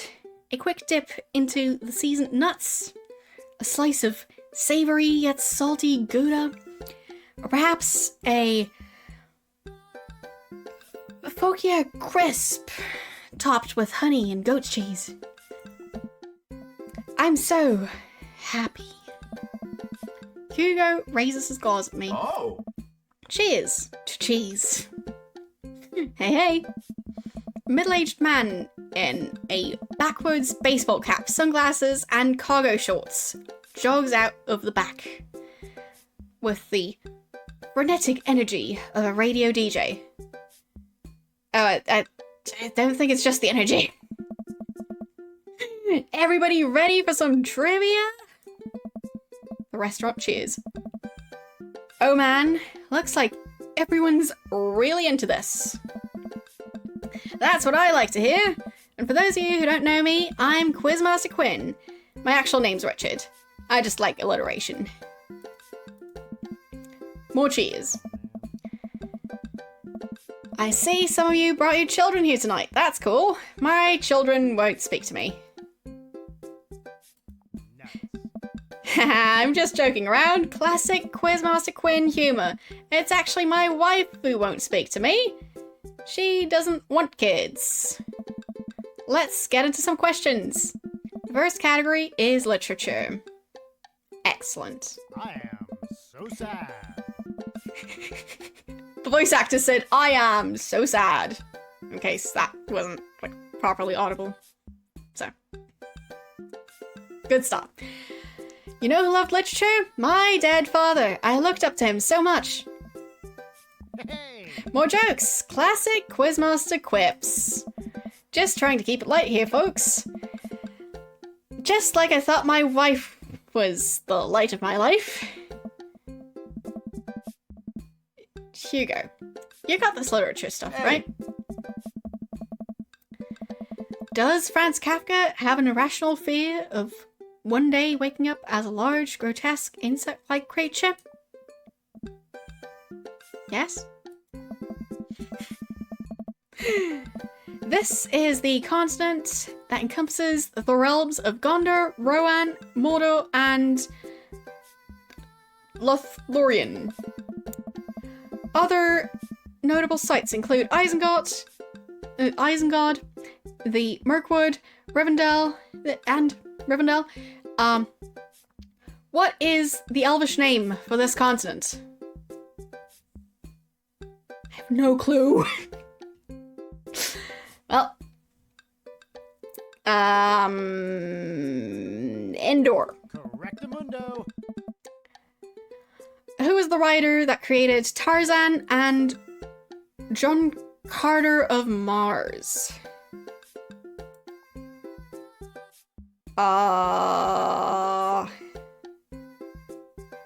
Also do not know.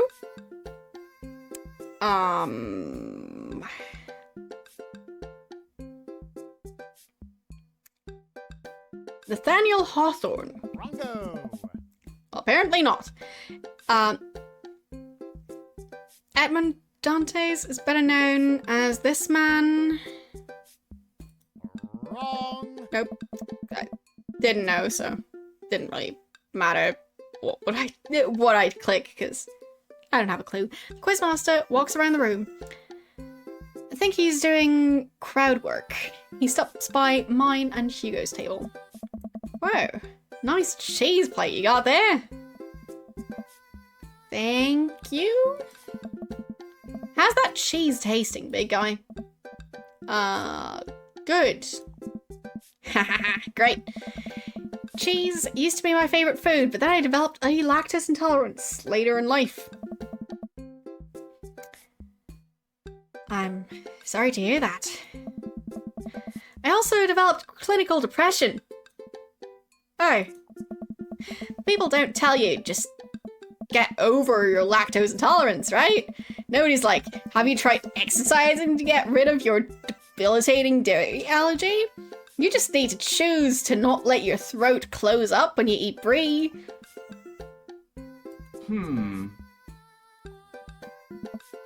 Anything? Is that scan? I'm trying to workshop my routine here. Quizmaster Quinn wanders off to another table. Who wants to start the next round? More cheers from the audience. The next round is cinema. Oh man, I love movies. Sometimes I'll retreat into them for days on end because obsessing over a fictional universe is easier than engaging with my real emotions and problems. Frodo Baggins, am I right? Is he okay? Oh. I think it's just his character, I hope. How's your cinema? Oh. Spotty. I don't know a lot about movies, but if there are any questions about bad horror movies, I can be of service. That's an interesting one. Oh. It's a bit of a guilty pleasure. In Return of the Jedi, what does Luke ask Leia if she remembers?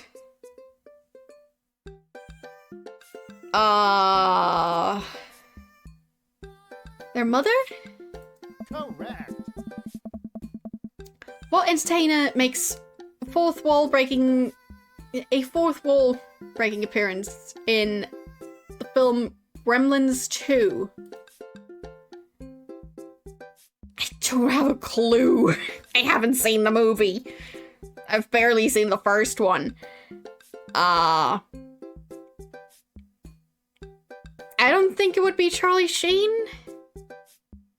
Seems a bit early for Charlie Sheen. I've heard the name Hulk Hogan before. I know who Boy George is. I don't know if either of them have ever been in movies, so I'll go with Boy George. Incorrect. No. Which of these 80s horror movies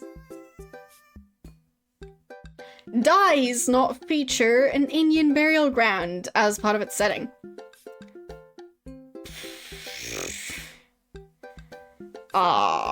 I think The Shining has a burial ground as part of it. And I have not seen the other ones. So...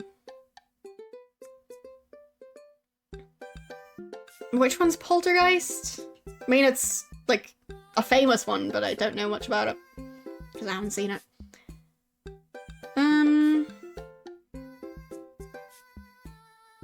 I mean, Wood sounds like those would just include burial grounds, so Pet Cemetery? No. Seems like we're doing pretty well, but we're neck and neck with Brian and Matt's team. Those guys are pros. I mean, I got 2 correct. So, one of them was a guess. A complete guess. Yeah. So, it's going perfectly. I look over to their table and give them a friendly but not competitive nod. No. I give them a friendly but competitive nod. I lock eyes with Brian. He gets a much sterner nod. And the next category is wrestling. Okay, we are totally boned. Hugo grabs my arm. Yes. Wait, I got this. Huh? Man, you know who I would want to wrestle with? Literally anyone. I crave human interaction. Please put me in a chokehold. Please. It has been so long since I've been held. I am sad. I can only process my emotions by making jokes out of them. All right. Let the quiz start. Remember, this is the lightning round. The first people to answer get the points. I look over at Hugo. He's focused. He's in it to win it. Question 1. This was the original name of Stone Cold Steve Austin in his debut at the WWE. Ah. Hugo's hand shoots up. Yes? The enthusiastic one over there. Steve Austin debuted as the Ringmaster. Yes. That is correct. Points to Havarti. Like it's 1999. Next question. This city was the location of the first ever WrestleMania. Ah. Hugo's hand shoots up again. Yes, the one who looks like he has known the answer for his entire life. Oh. The first WrestleMania was held in New York, at Madison Square Garden in 1985. Correct. Another correct answer for Havarti, like it's 1999. Hugo's destroying these questions. He's so passionate about this. I've never seen him act like this before, honestly. Oh, a tough one. This title match went down in history as the shortest match in WrestleMania to date. Hugo jumps up, more excited than I've ever seen him. Oh. Chavo versus Kane. He didn't raise his hand, so. Correct. Oh, Sorry, Bucko, but that is incorrect. The answer is actually Daniel Bryan versus Sheamus at WrestleMania 28. Hmm.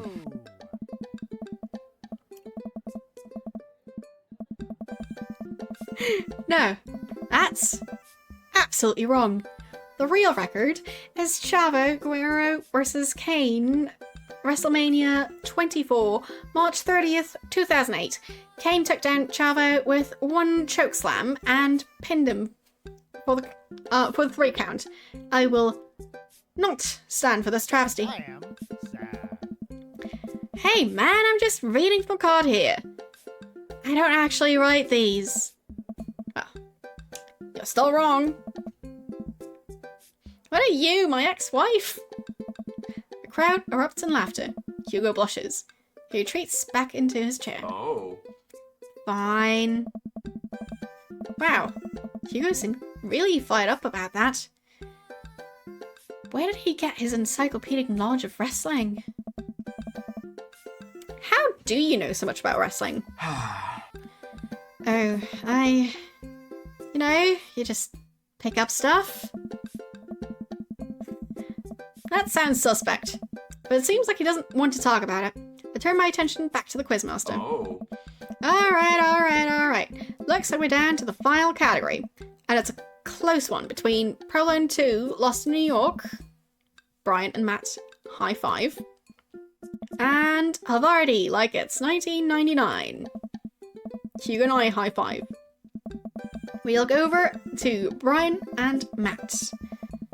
Carmencita and Daisy all playfully give us thumbs down and stick their tongues out. I eat a big chug of cheddar without breaking eye contact to show them how serious I am. Yes, that's a good way to show dominance. The final category is cool animals. Animals, huh? I never could take care of another living thing. Hell, I can barely take care of myself. I'm falling apart. Anyway, here's the questions. The Canary Islands were named after what kind of animal? Birds. Wrong. No? I guess not. What's the last animal that appears in the dictionary?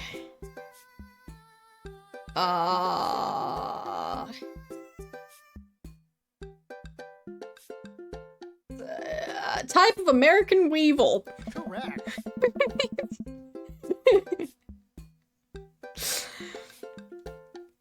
I don't even want to try to pronounce that, because that was a lot of Z's and Y's. What mammal has the thickest concentration of fur in nature? I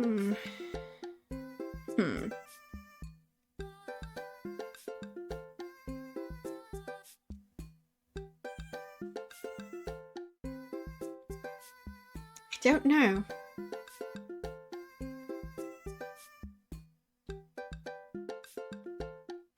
I don't think it's a polar bear, but it could be. Otters? I mean, they do look very fluffy. Platypus? I mean, it seems unlikely. And beaver? I mean, they don't seem that fluffy. So, I'll go otter. Correctamundo. Alright, I'm just gonna come around and collect your scorecards, and we'll see who came out on top. Remember, the winning team gets a $25 gift card to Phil's Auto Care. If you need a car part, Phil's will fulfill all your needs. Everyone oohs and ahs.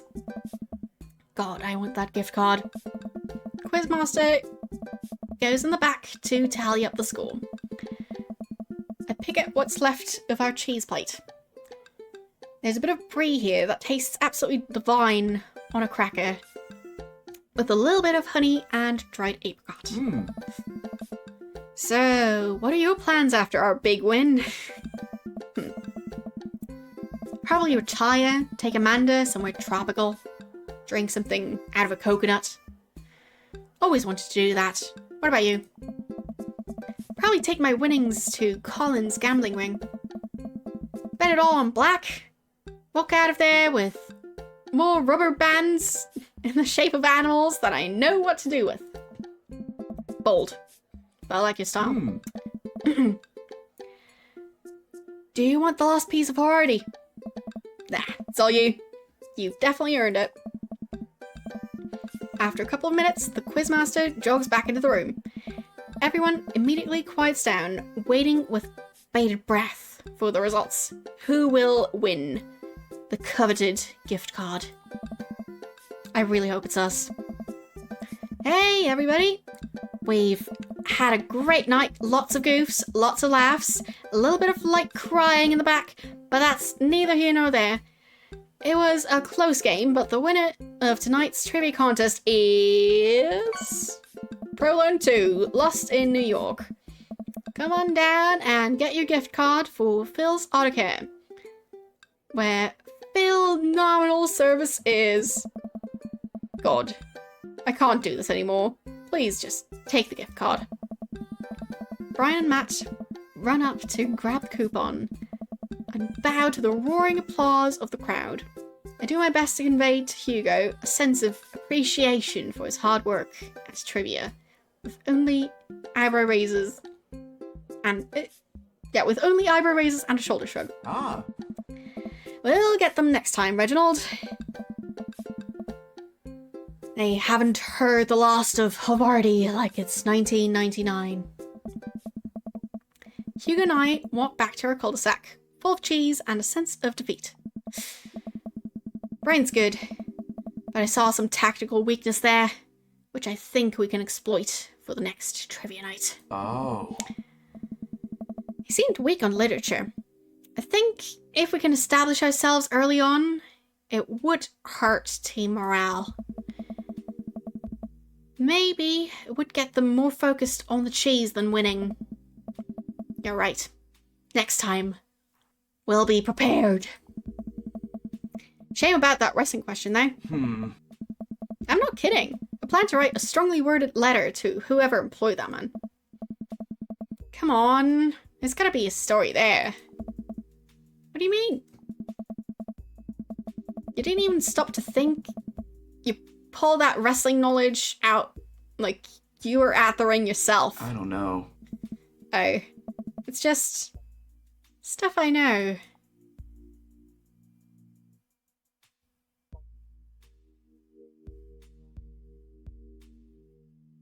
I'll drop it. Alright.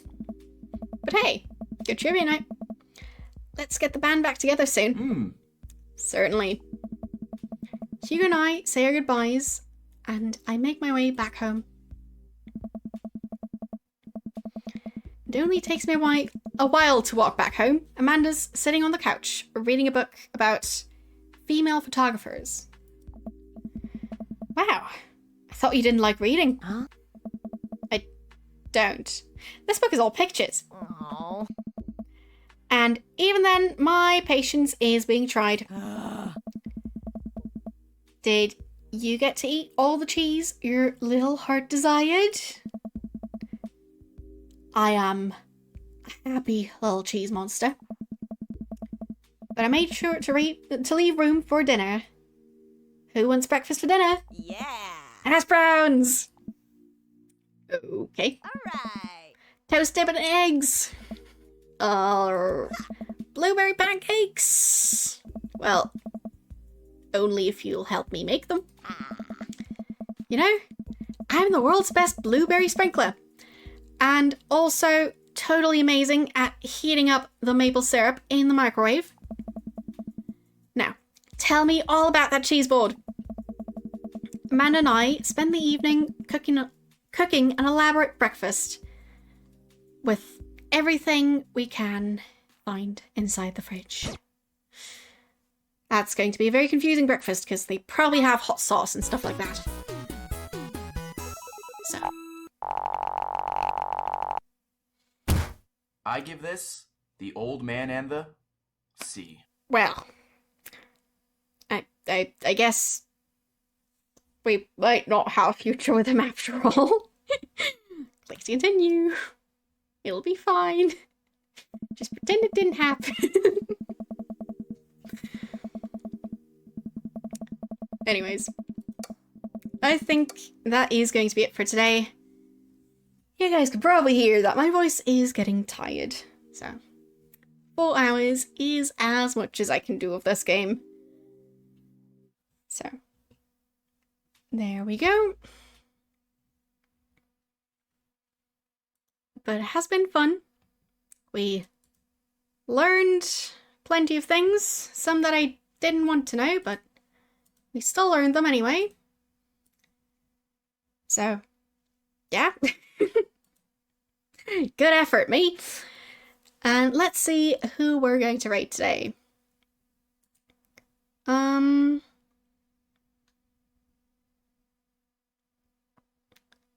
It seems Cloaked Alien is celebrating a certain 4-year affiliate anniversary, so I think we will be heading over there. Because, you know, anniversaries are fun, so want to say hi, and we can do it together. Alright, so, schedule time. I mean, at this point it's just Dungeon Keeper tomorrow, so pretty simple.